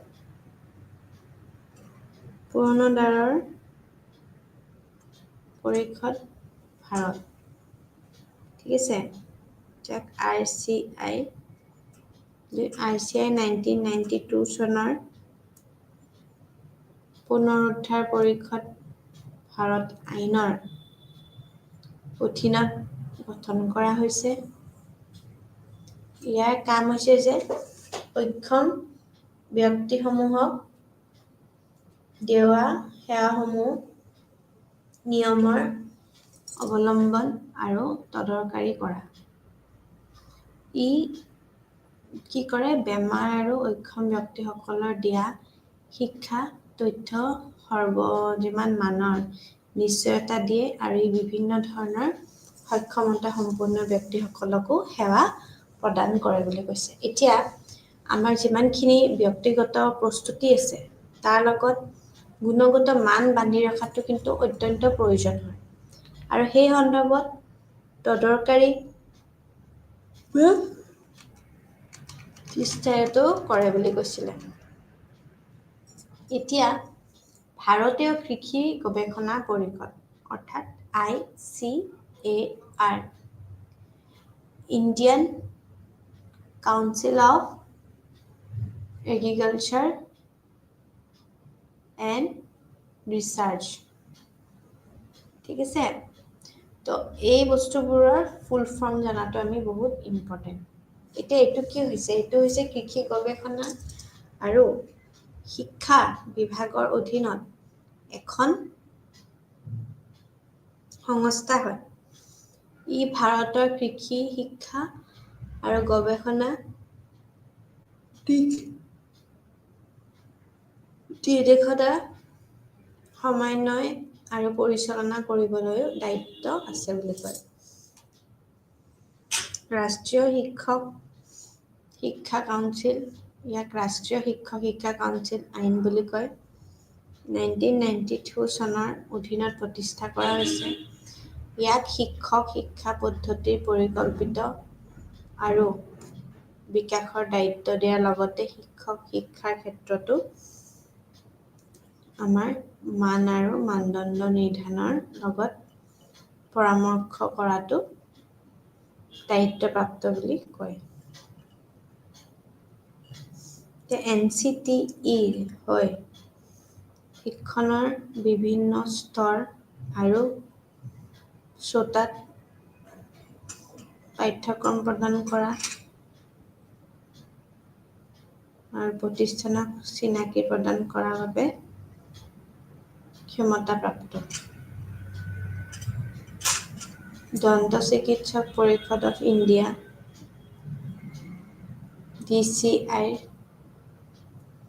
DCI লগত আমি 1948 চনৰ দন্ত চিকিৎসকৰ আইন অনুসাৰে আমি গঠন কৰা হৈছে, যি ৰাজনৈতিক চৰকাৰী সংস্থা ৰূপে ভাৰতত সমগ্ৰ আমাৰ দন্ত শিক্ষা অৰ্থাৎ ডেণ্টেল এডুকেশ্যন আৰু দন্ত চিকিৎসক ডেণ্টিষ্ট নিয়ন্ত্ৰণ কৰিবলৈ নিৰ্দেশ কৰা হৈছে।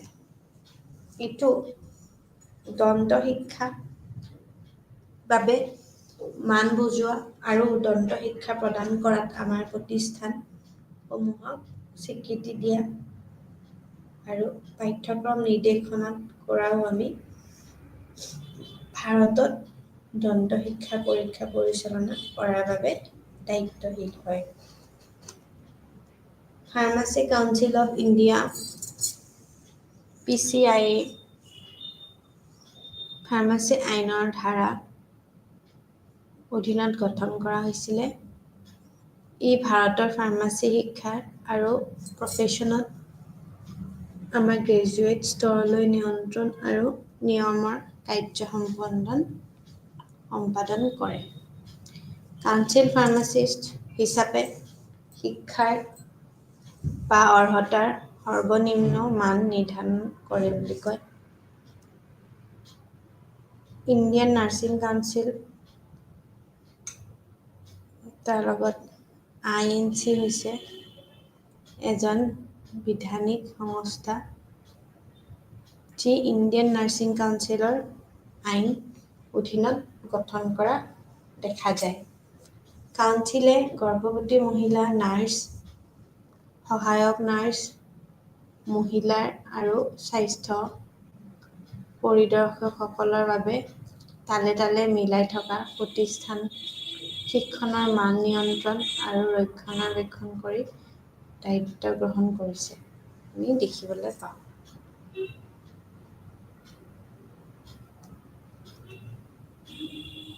বাৰ কাউন্সিল অফ ইণ্ডিয়া BCI হৈছে এটা বৃদ্ধাৱলী যি আমাৰ এজন আইনজীৱীৰ প্ৰচেষ্টা বা ৰাজৰাষ্ট্ৰৰ সন্মানিত প্ৰতিষ্ঠাও কৰা হয়। এইটো আইন প্ৰযোগ আৰু আইন শিক্ষাৰ নিয়মাৱলী নিৰ্ধাৰণ কৰে, যাক আমাক যি আমাৰ সকল ব্যক্তিয়ে এজন আইনজীৱী হিচাপে বা লয়াৰ হিচাপে তাতে নামভৰ্তি বা নাম লিখাব পাৰে, আৰু সেয়াহে নিৰ্ধাৰিত এটি শ্ৰেণী বা শ্ৰেণীৰ বাতৰি কৰে। মধ্যস্থ গৃহ যিমানখিনি প্ৰকৰণ আছে তাৰ লগত CCH হ'ব লাগিব, আৰু এই CCHটো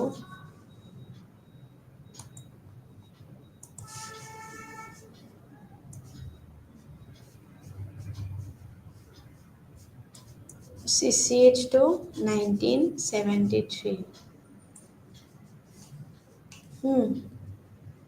19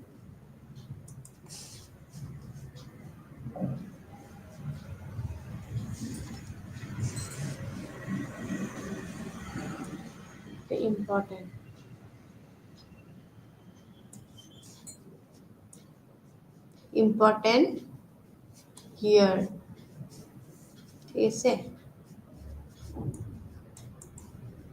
1973 চনৰ এই আইনটো আঁচনিৰ অধীনত প্ৰতিষ্ঠা কৰা হৈছিল। আঁচনিৰ অধীনত, দেই, আঁচনি মানে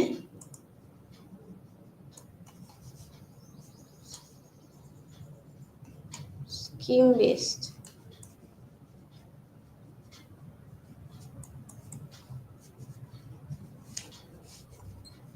স্কিম বেছড হয়, আৰু তাৰ লগত কাউন্সিল গৃহ প্ৰকৰণ চিকিৎসাৰ যোগ্যতা নিৰ্দিষ্ট আৰু স্বীকৃতি কৰে।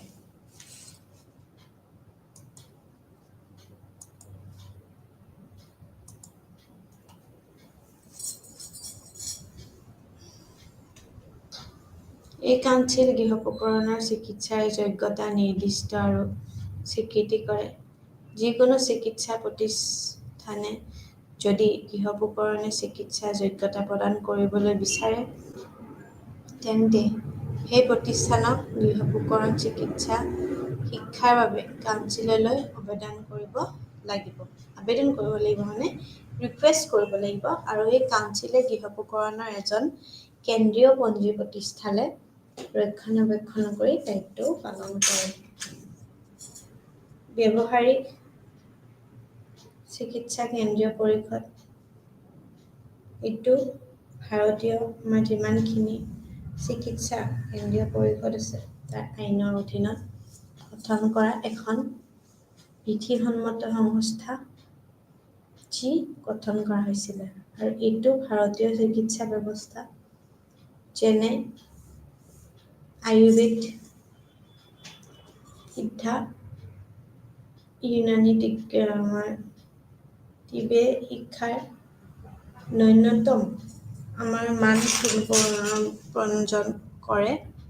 তাৰ লগতে পৰিষদে ভাৰতীয় চিকিৎসাৰ কেন্দ্ৰীয় ৰেজিষ্ট্ৰাৰ বজাই ৰাখে। এইটোৱে আমাৰ মানা হ'ব লাগিব পেছাদাৰী আচৰণ, আচাৰ ব্যৱহাৰ আৰু নৈতিকতাৰ বিধি প্ৰণয়নো কৰে বুলি কৈছে।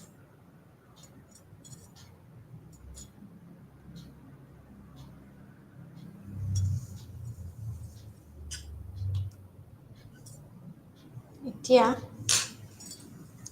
আমাৰ পৰিষদ আছে ভাৰতৰ বিভিন্ন ধৰণৰ বনায়ন কৰা বাদী, আৰু তাৰ লগত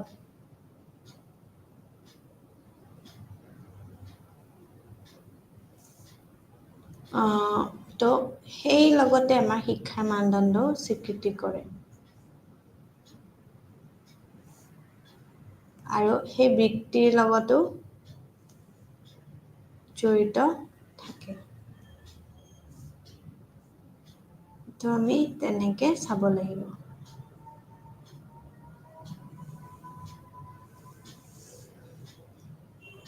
আৰু সেইটোৰ লগতে আমি এই পঞ্জীয়নটো কৰিম।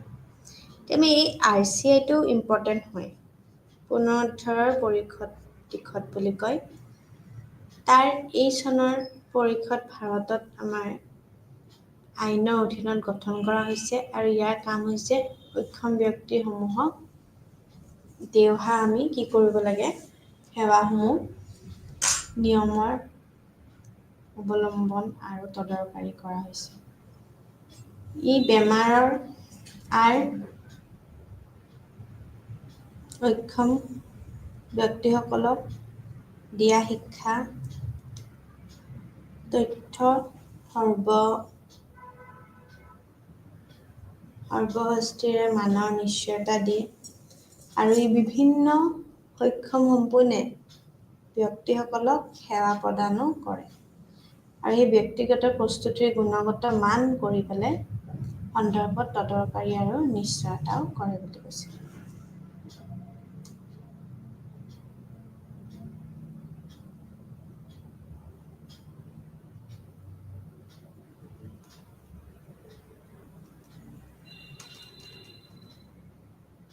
মধ্যস্থ গৃহোপকৰণ কেন্দ্ৰ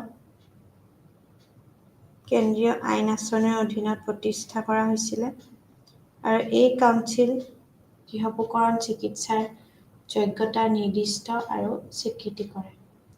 যিকোনো চিকিৎসা প্ৰতিষ্ঠান যদি গৃহোপকৰণৰ চিকিৎসাৰ যোগ্যতা প্ৰদান কৰিবলৈ বিচাৰে, তেন্তে সেই প্ৰতিষ্ঠানসমূহক গৃহোপকৰণ চিকিৎসা শিক্ষাৰ বাবেও কাউন্সিললৈ আবেদন কৰিব লাগিব। আৰু এজন কেন্দ্ৰীয় পঞ্জীয়ন প্ৰতিষ্ঠা আৰু ৰক্ষণাবেক্ষণ দায়িত্বও পালন কৰে। ঠিক তেনেকে আমি চাওঁ যে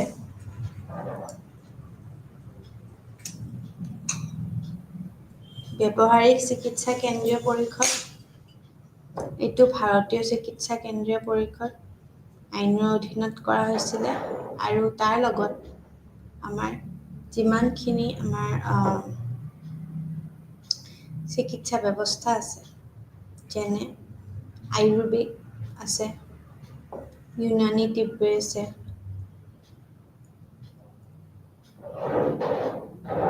তাৰ লগত শিক্ষাৰ ন্যূনতম মান আছে প্ৰণয়ন কৰিবলৈ। পৰিষদৰ ভাৰতীয় যিমানখিনি আমাৰ চিকিৎসাৰে কেন্দ্ৰীয় ৰেজিষ্টাৰ বচাই ৰাখে, তাৰ লগত আমি সেইখিনি বস্তু আমাৰ দ্বাৰা মানা হ'বলগীয়া পেছাদাৰী আচৰণ, আচাৰ ব্যৱহাৰ আৰু নৈতিকতাৰ বিধি প্ৰণয়নো কৰে। মানে আমাৰ যিমানখিনি ফোক কুইজ এণ্ড মোৰ্ছ আছে, সেইখিনিৰ ওপৰতো দায়িত্ব কৰে। এই যে স্বাস্থ্য পত্য পৰিষদ আছে, সেইখিনিৰ লগত জড়িত আমাৰ বিভিন্ন ধৰণৰ ভাৰতত সংসদৰ দ্বাৰা প্ৰণয়ন কৰা আছে আৰু সেই জড়িততে আমি কওঁ যে শিক্ষাৰ মানদণ্ড, স্বীকৃতি অৰ্হতা আৰু অনুশীলন স্বীকৃতি কৰাৰ দ্বাৰা পালন কৰিব লগা অনুশীলনতাৰ মানদণ্ডও আমিও দায়বদ্ধ হয়। আৰু সেয়েহে বজাই ৰাখিবলৈও আমি শিক্ষা আৰু অনুশীলনৰ নিয়ন্ত্ৰণ কৰাটাও কৰিব পাৰোঁ। আৰ্কিটেক্টৰ বৃত্তিটো চলাব বিচৰা যিকোনো ব্যক্তিয়ে স্বাস্থ্য পত্যতা পৰিষদৰ সৈতে নিজে পঞ্জীয়ন কৰিব লাগিব বুলি কৈছে। আৰু সেয়েহে আমি কওঁ যে আমাৰ যিমানখিনি আমি চাব লাগিব, সেইখিনিৰ লগত আমি নিজে পঞ্জীয়ন কৰিব পাৰোঁ নে নোৱাৰোঁ। ঠিক আছে? তো এই বস্তুটো কি যে আমি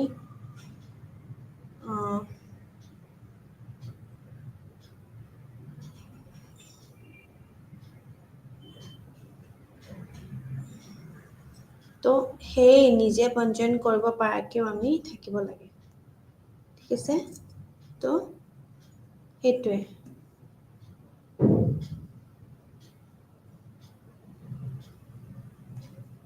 আমি সেইকাৰণে চাব লাগে কি যে আমাৰ কিমানখিনি আমি সেই হেৰিটো আমি ধৰি ৰাখিব পাৰোঁ, ঠিক আছে। তো সেইকাৰণে চাব লাগে কি যে আমাৰ নিজে পঞ্জীয়ন কৰিব পৰাকৈ আমাৰ কিমানখিনি অৰ্হতা আছে, ঠিক আছে।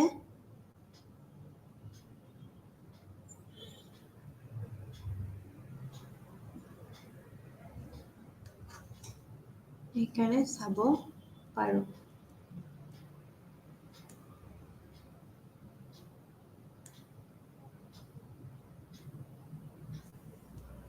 তো আমি সেইকাৰণে যেতিয়া আমি চাম আমি গম পাম যে আমাৰ অৰ্হতা দিশে সৈতে নিজে পঞ্জীয়ন কৰিব আমি লাগিব নে নাই, ঠিক আছে।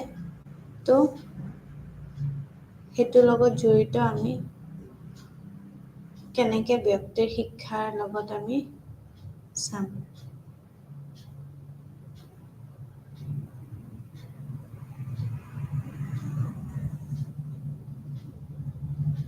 তো আমি সেইটো বস্তু চাম, ঠিক আছে।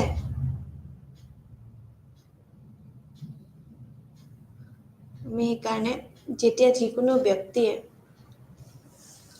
পৰিষদৰ সৈতে নিজে পঞ্জীয়ন কৰিব লাগিব, তেতিয়া চাম পুনৰুদ্ধাৰ পৰিষদৰ ভাৰত চনৰ পৰিষদ ভাৰতৰ আইন অধীনত গঠন কৰা হৈছে।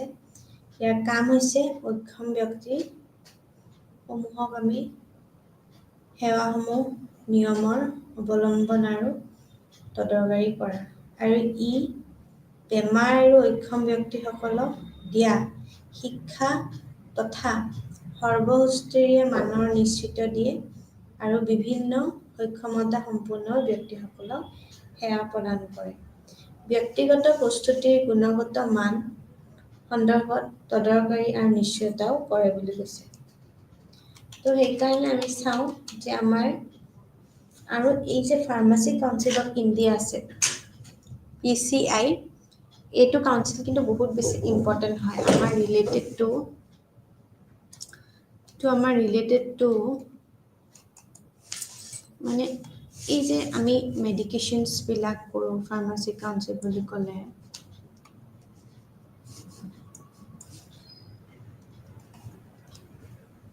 ফাৰ্মাচী কাউন্সিল সেইটো পেইণ্ট ইউজ কৰোঁ, এই যে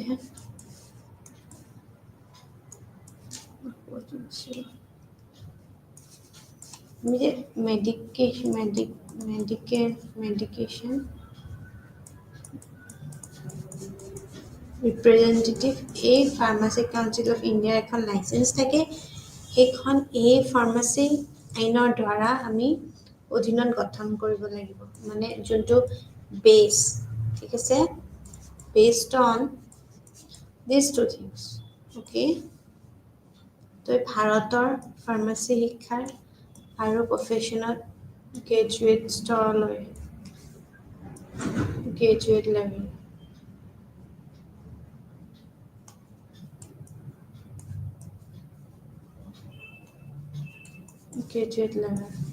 ঠিক আছে। এই অধীনত আমি নিয়মৰ কাৰ্য সম্পাদন কৰে, ৰুলছ ৰেগুলেশ্যনছ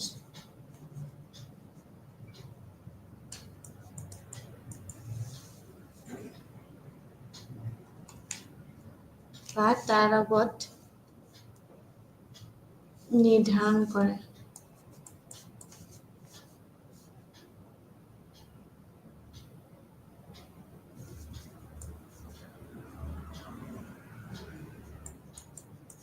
কাউন্সিল ফাৰ্মাচিষ্ট আছে।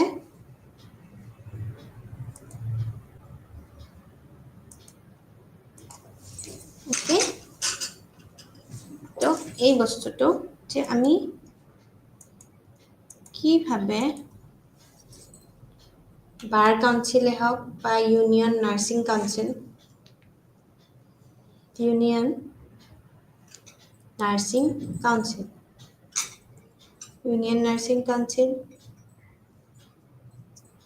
INC হৈছে এজন বিধায়ক সংস্থা যি আমাৰ ইউনিয়ন নাৰ্ছিং কাউন্সিল আইনৰ অধীনত গঠন কৰা হৈছিলে আৰু কাউন্সিল গৰ্ভৱতী মহিলা নাৰ্ছ সহায়ক মহিলাৰ লগত স্বাস্থ্য পৰিদৰ্শকসকলৰ বাবে তালে তালে মিলাই থকা প্ৰশিক্ষণৰ মান নিয়ন্ত্ৰণ আৰু ৰক্ষণাবেক্ষণ দায়িত্ব গ্ৰহণ কৰে বুলি কয়।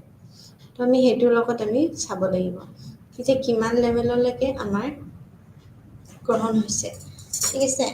তো এই গ্ৰহণ হোৱাৰ লগত আমি কিমানখিনি আমাৰ মিলে আৰু তাৰ লগত আমি বাৰ কাউন্সিলে কেনেকুৱা ধৰণৰ ৰোল প্লে কৰিছে।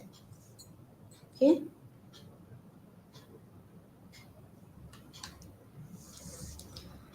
গৃহ উপকৰণ কেন্দ্ৰ অৰ্থাৎ তাৰ লগত প্ৰকৰণৰ কেন্দ্ৰ থাকে। সেই CCHটো আমাৰ ইয়াৰটো বহুত ইম্পৰ্টেণ্ট, 1973 হয়। তাৰ লগত গৃহ উপকৰণ কেন্দ্ৰ আইন আঁচনিৰ অধীনত প্ৰতিষ্ঠা কৰা হৈছিলে আৰু এই কাউন্সিল আমাৰ চিকিৎসাৰ যোগ্যতা নিৰ্দিষ্ট আৰু স্বীকৃতি কৰে। যিকোনো আমাৰ চিকিৎসা প্ৰতিষ্ঠান যদি গৃহ উপকৰণত চিকিৎসাৰ লগত যোগ্যতা প্ৰদান কৰিবলৈ বিচাৰে তেন্তে সেই প্ৰতিষ্ঠানকো গৃহ উপকৰণৰ চিকিৎসা শিক্ষাৰ বাবে কাউন্সিললৈ আবেদন কৰিব লাগিব। কাউন্সিল গৃহ উপকৰণৰ এজন কেন্দ্ৰীয় পঞ্জীয়ন প্ৰতিষ্ঠা আৰু ৰক্ষণাবেক্ষণ দায়িত্ব পালন কৰে বুলি কয়।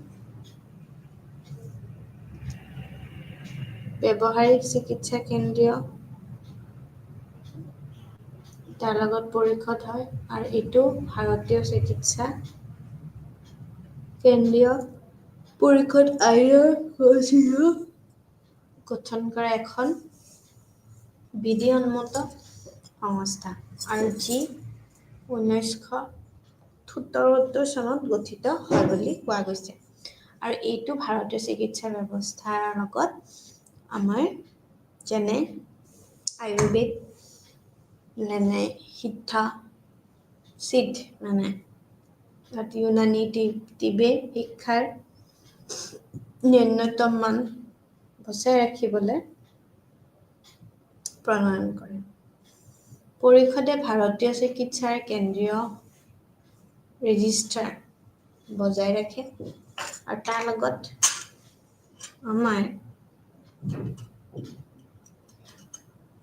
প্ৰতিষ্ঠাকাৰীৰ দ্বাৰা মানা হ'বলগীয়া পেছাদাৰী আচৰণো আচাৰ ব্যৱহাৰ নৈতিকতাৰ বিধি প্ৰণয়নো কৰে বুলি কৈছে।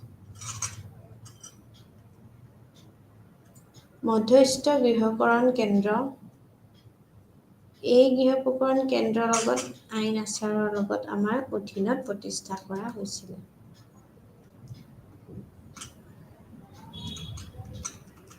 ঠিক আছে, তো এই বাৰ কাউন্সিল আমি ইউনিয়ন নাৰ্ছিং কাউন্সিলৰ লগত আমি চাম। তো এই এজন বিধানিক সংস্থা যি আমাৰ 1947 চনত ইউনিয়ন নাৰ্ছিং কাউন্সিল আইনৰ অধীনত গঠন কৰা হৈছিল। কাউন্সিল গৰ্ভৱতী মহিলা নাৰ্ছ সহায়ক নাৰ্ছ মহিলাৰ আৰু পৰিদৰ্শকসকলৰ বাবে তালে তালে মিলাই থকা প্ৰশিক্ষণৰ মান নিয়ন্ত্ৰণ আৰু ৰক্ষণাবেক্ষণ দায়িত্ব গ্ৰহণ কৰিছে বুলি কয়। ঠিক তেনেকৈ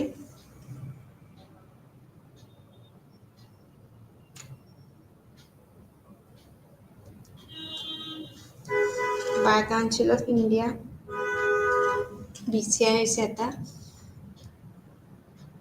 যি আইনজীৱী ৰাজৰাষ্ট্ৰ সন্মতিত প্ৰতিষ্ঠা কৰা হয়।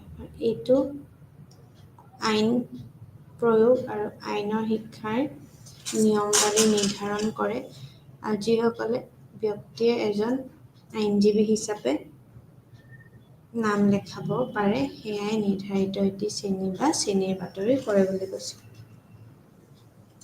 মধ্যস্থ গৃহপ্ৰকৰণৰ কেন্দ্ৰ কেন্দ্ৰীয় আইন আঁচনিৰ অধীনত প্ৰতিষ্ঠা কৰা হৈছে আৰু এই কাউন্সিল গৃহপ্ৰকৰণৰ চিকিৎসাৰ যোগ্যতা নিৰ্দিষ্ট আৰু স্বীকৃত কৰে। যিকোনো চিকিৎসা প্ৰতিষ্ঠান যদি গৃহপ্ৰকৰণৰ চিকিৎসা যোগ্যতা প্ৰদান কৰিবলৈ বিচাৰে তেন্তে সেই প্ৰতিষ্ঠানক গৃহপ্ৰকৰণৰ চিকিৎসা শিক্ষাৰ বাবে কাউন্সিললৈ আবেদন কৰিব লাগিব। কাউন্সিল গৃহপ্ৰকৰণৰ এজন কেন্দ্ৰীয় পঞ্জী প্ৰতিষ্ঠা আৰু ৰক্ষণাবেক্ষণ দায়িত্ব পালন কৰে বুলি কৈছে। ঠিক তেনেকুৱাকৈ ব্যৱহাৰিক চিকিৎসা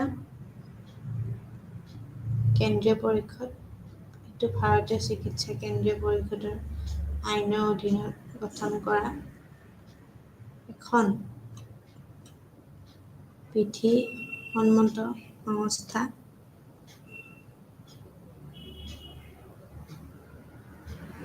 যি এইটো ভাৰতীয় চিকিৎসা ব্যৱস্থা যেনে আয়ুৰ্বেদ, সিদ্ধা, ইউনানী শিক্ষাৰ ন্যূনতম মান প্ৰণয়ন কৰে। পৰিষদে ভাৰতীয় চিকিৎসাৰ কেন্দ্ৰীয় ৰেজিষ্ট্ৰাৰকো বজাই ৰাখে আৰু এইটোৱে হৈছে আমাৰ মানা হ'বলগীয়া পেছাদাৰী আচৰণ। আমি যেনেকৈ বিভিন্ন ধৰণৰ আমাৰ লোকচাৰ বা আমাৰ বিভিন্ন ধৰণৰ কেনেকৈ আমি পাৰ্চনেলিটি আমাৰ চৰিত্ৰ বা আমি কেনেকুৱাকৈ আমাৰ নিজৰ কেৰেক্টাৰ মানে এই গোটেই বিভিন্ন ধৰণৰ আমাৰ আচাৰ ব্যৱহাৰ বুলি যাক কয় যেনেকৈ আমি ব্যৱহাৰ আমি কেনেকৈ মানুহক ৱেল মেনাৰ্ছ এণ্ড বিহেভিয়াৰ আৰু মেনাৰ্ছ আচাৰ মানে সেই আমি কেনেকৈ বিহেভিয়াৰখিনি আমাৰ সেই নৈতিকতাৰ লগত আমি বিধিৰ লগত কেনেকৈ প্ৰণয়ন কৰোঁ সেইখিনি আমি চাব লাগিব। তো সেই বস্তুখিনি এই বস্তুখিনিত কৈছে আৰু তাৰ লগত আমি শিক্ষক শিক্ষা কাউন্সিল NCTES তো এই NCTES বুলি যে কৈ আছে একচুৱেলি কি হয় NCTES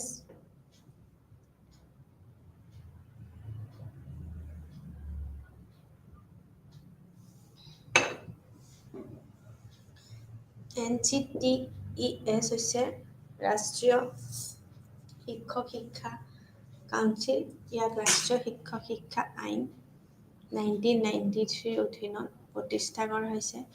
ইয়াক শিক্ষা পদ্ধতিৰ পৰিকল্পিত আৰু বিকাশৰ দায়িত্ব দিয়াৰ লগতে শিক্ষক শিক্ষাৰ ক্ষেত্ৰত মান আৰু মানদণ্ডৰ নিৰ্ধাৰণ আৰু পৰামৰ্শ কৰাটো দায়িত্বপ্ৰাপ্ত কৰে।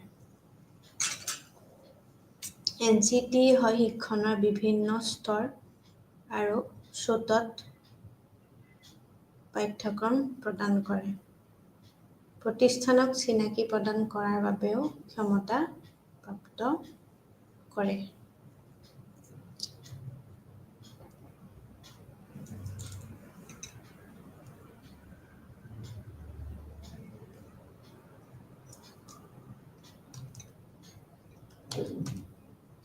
ভাৰতৰ কৃষি গৱেষণা এইটো চাম এইটো আমি এতিয়া এইটো পৰীক্ষাত কেতিয়াবা কি হয় ইংলিছত দি দিয়ে তেতিয়া দিগদাৰী হৈ যায়। আহা নাই কেতিয়াবা পেনটো কাম নহয়। এইটো কি হয় ভাৰতীয় Indian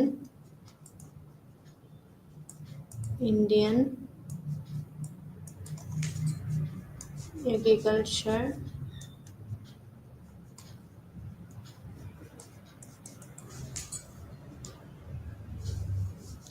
Indian council of Agriculture and Research. আজিকালিতো এই খুব আছে আমাৰ ইয়াতে ক'ত আছে ৰিচাৰ্চ চেণ্টাৰটো আমাৰ অসমত গুৱাহাটীত আছে এটা আৰু এইটোত আছে কাহিকুছিত ঠিক আছে এইটো এগ্ৰিকালচাৰ ৰিচাৰ্চ চেণ্টাৰ ঠিক তেনেকুৱা সেইকাৰণে ICAR বুলি ষ্টেণ্ড হয় কেতিয়াবা 1 মাৰ্কৰ কুৱেশ্যন আমি পাওঁ কি বুজায় যেতিয়া আমি ভাৰতীয় কৃষি গৱেষণা পৰিষদ ঠিক আছে তো এইখিনি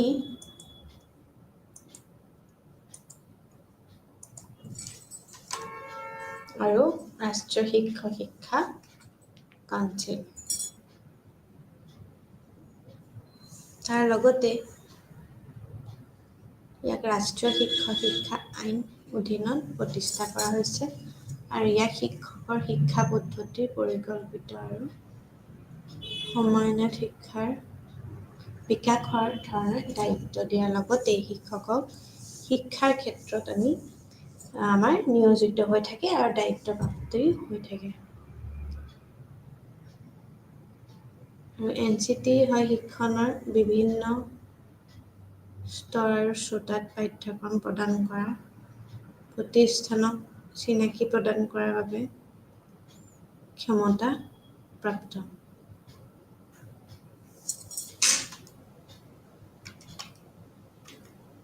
ভাৰতীয় চিকিৎসা পৰিষদ ইয়াৰ প্ৰতিস্থাপন চনৰ ভাৰতীয় চিকিৎসা পৰিষদৰ আইনৰ জৰিয়তে কৰা হৈছিল আৰু সলনিও কৰা হৈছিল পৰিষদৰ ভাৰতৰ বিশ্ববিদ্যালয় বা চিকিৎসা প্ৰতিষ্ঠানসমূহৰ দ্বাৰা স্বীকৃত চিকিৎসা যোগ্যতা প্ৰদান কৰিবলৈ অৱশ্যে তলৰ মানবোৰ নিৰ্ধাৰণ কৰে ভাৰতীয় কৃষি গৱেষণা পৰিষদ এইটো কৃষি গৱেষণা আৰু শিক্ষা বিভাগৰ অধীনত এখন স্বায়ত্তশাসিত সংস্থা আৰু ই ভাৰতৰ কৃষি শিক্ষা আৰু গৱেষণাৰ দিশ নিৰ্দেশনা বিলাকো পৰিচালনা কৰিবলৈ আমাৰ কি কৰে দায়িত্ব আছে বুলি কয় ঠিক আছে তো সেইটো কাৰণে কৈছে যে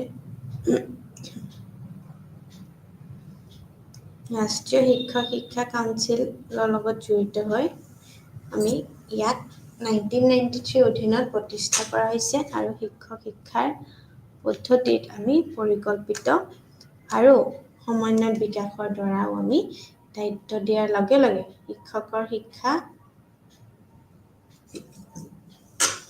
আমাৰ শিক্ষণৰ বিভিন্ন ধৰণৰ স্ৰোতত পাঠ্যক্ৰম প্ৰদান কৰা প্ৰতিষ্ঠানক চিনাকি প্ৰদান কৰাৰ বাবে ক্ষমতাপ্ৰাপ্ত দন্ত চিকিৎসক পৰিষদ অফ ইণ্ডিয়া 1948 চনৰ দন্ত চিকিৎসক আইন অনুসৰি গঠন কৰা হৈছে যি ৰাজনৈতিক চৰকাৰী সংস্থা ৰূপে ভাৰতৰ সমগ্ৰত দন্ত শিক্ষা আৰু দন্ত চিকিৎসক পেছা নিয়ন্ত্ৰণ কৰিবলৈ নিৰ্দেশ কৰা হৈছে এইটো দন্ত শিক্ষাৰ বাবে মান বুজোৱা আৰু দন্ত শিক্ষা প্ৰদান কৰা প্ৰতিষ্ঠানসমূহক স্বীকৃতি দিয়া পাঠ্যক্ৰম নিৰ্দেশনা কৰা আৰু ভাৰতত দন্ত শিক্ষা পৰীক্ষা পৰিচালনা কৰাৰ বাবে দায়িত্বশীল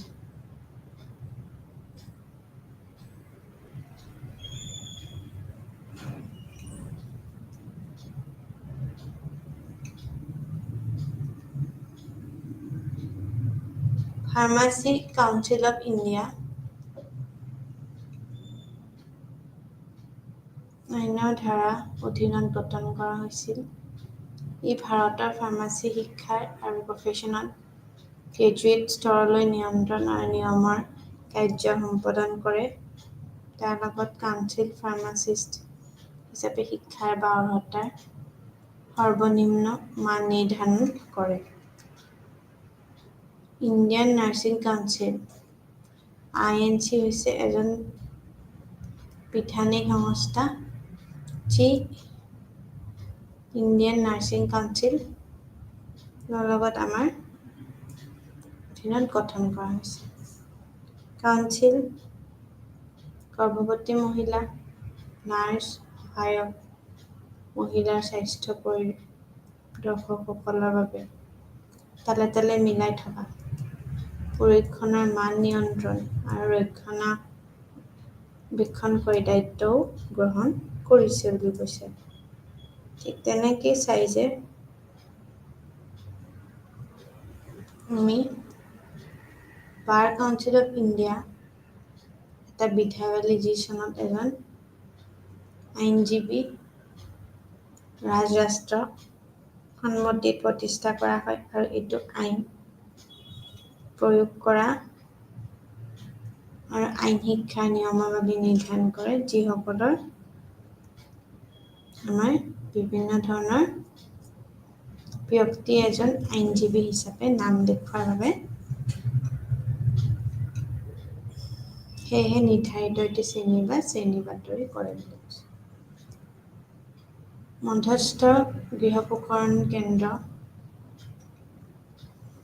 তাৰ লগত আমাৰ বিভিন্ন ধৰণৰ কেন্দ্ৰীয় আইন আঁচনিৰ অধীনত প্ৰতিষ্ঠা কৰা হৈছিলে। এই কাউন্সিলৰ গৃহপ্ৰসৰণৰ লগত আমাৰ কাউন্সিলৰ লগত এজন কেন্দ্ৰীয় পঞ্জী প্ৰতিষ্ঠা আৰু ৰক্ষণাবেক্ষণ কৰি দায়িত্ব পালন কৰে। আৰু সেয়েহে ব্যৱহাৰিক চিকিৎসাৰ লগত আমাৰ কেন্দ্ৰীয় পৰিষদো আছে বুলি কৈছে। ঠিক ভাৰতীয় আমাৰ যিমানখিনি চিকিৎসা আছে সেইখিনি কেন্দ্ৰীয় পৰিষদ কৰি আইনৰ অধীনত আমি গঠন কৰিব পাৰোঁ। আৰু এখন যিমানে আমাৰ হেৰি হওক, এখন সুস্থ সমাজৰ বাবে বিধি সন্মুখত সংস্থা থকাটো বহুত বেছি কি বুলি কোৱা গৈছে, দৰকাৰী বুলি কোৱা গৈছে। তো সেইটো কাৰণে কোৱা গৈছে যে আমাৰ যেনে আমাৰ বিভিন্ন ধৰণৰ আয়ুৰ্বেদিক ৰীতি নীতি নূন্যতমকৰণৰ লগত আমাৰ জড়িত হৈছে। আৰু এই স্থাপত্য পৰিষদ যিমানখিনি আছে সেইখিনিৰ লগত জড়িত ভাৰতৰ আমাৰ সংসদৰ দ্বাৰা আমাৰ প্ৰণয়ন কৰা হৈছিলে এই স্থপতিবাদী আইন, আৰু তাৰ লগত জড়িত বিভিন্ন ধৰণৰ আমাৰ অধীনত আমাৰ বিভিন্ন ধৰণৰ CUA লগত আমাৰ পঞ্জীয়ন কৰি পেলাই আমাৰ শিক্ষাৰ মানদণ্ড স্বীকৃতি অৰ্হতা কৰিছিল। আৰু সেই লগত আমাৰ অনুশীলনতা কালত আমি সেইখিনিৰ লগত আমাৰ ভাৰতত ব্যক্তিৰ লগত জড়িত আমাৰ সৈতে এই নিজে পঞ্জীয়ন কৰিবও লাগিব বুলি কৈছিলে। আৰু সেয়েহে আমি দেখোঁ যে আমাৰ বিভিন্ন ধৰণৰ এয়া পুনৰ্বুদ্ধিকাৰ পৰিষদ তাৰ লগত চনৰ আমাৰ জড়িত হৈ আছিলে। আৰু সেই ভাৰতত আইনৰ অধীনতো আমি সেইখিনি বস্তু আমাৰ গঠন কৰা হৈছে। তো সেই লগত আমাৰ যিমানখিনি বেমাৰ আৰু অক্ষম ব্যক্তিসকলক দিয়া হৈছিলে শিক্ষা তথ্য সৰ্বস্তৰৰ লগত জড়িত মানৰ আমাৰ নিশ্চয়তা, তাৰ লগত আমি এই বিভিন্ন ক্ষমতা সম্পন্নৰ লগত আমাৰ জড়িত আমাৰ ব্যক্তিসকলক সেৱাও প্ৰদান কৰা ব্যক্তিগত আমাৰ প্ৰস্তুতি গুণগত মান সন্দৰ্ভতো নিশ্চয়তা কৰে বুলি কৈছে। ঠিক তেনেকৈ আমি কওঁ যে আমাৰ যিমানখিনি বেমাৰ আৰু অক্ষম আমাৰ ফিজিকেল যিমানখিনি ডিজেবল সেই ব্যক্তিসকল আছে, তেওঁলোকক দিয়া যিমানখিনি শিক্ষা তথ্য বা আমি যেতিয়া আমি চাওঁ যে আমাৰ সৰ্বসুস্তৰীয়া মানৰ নিশ্চয়তা দিয়ে নে নিদিয়ে, আৰু তাৰ লগত বিভিন্ন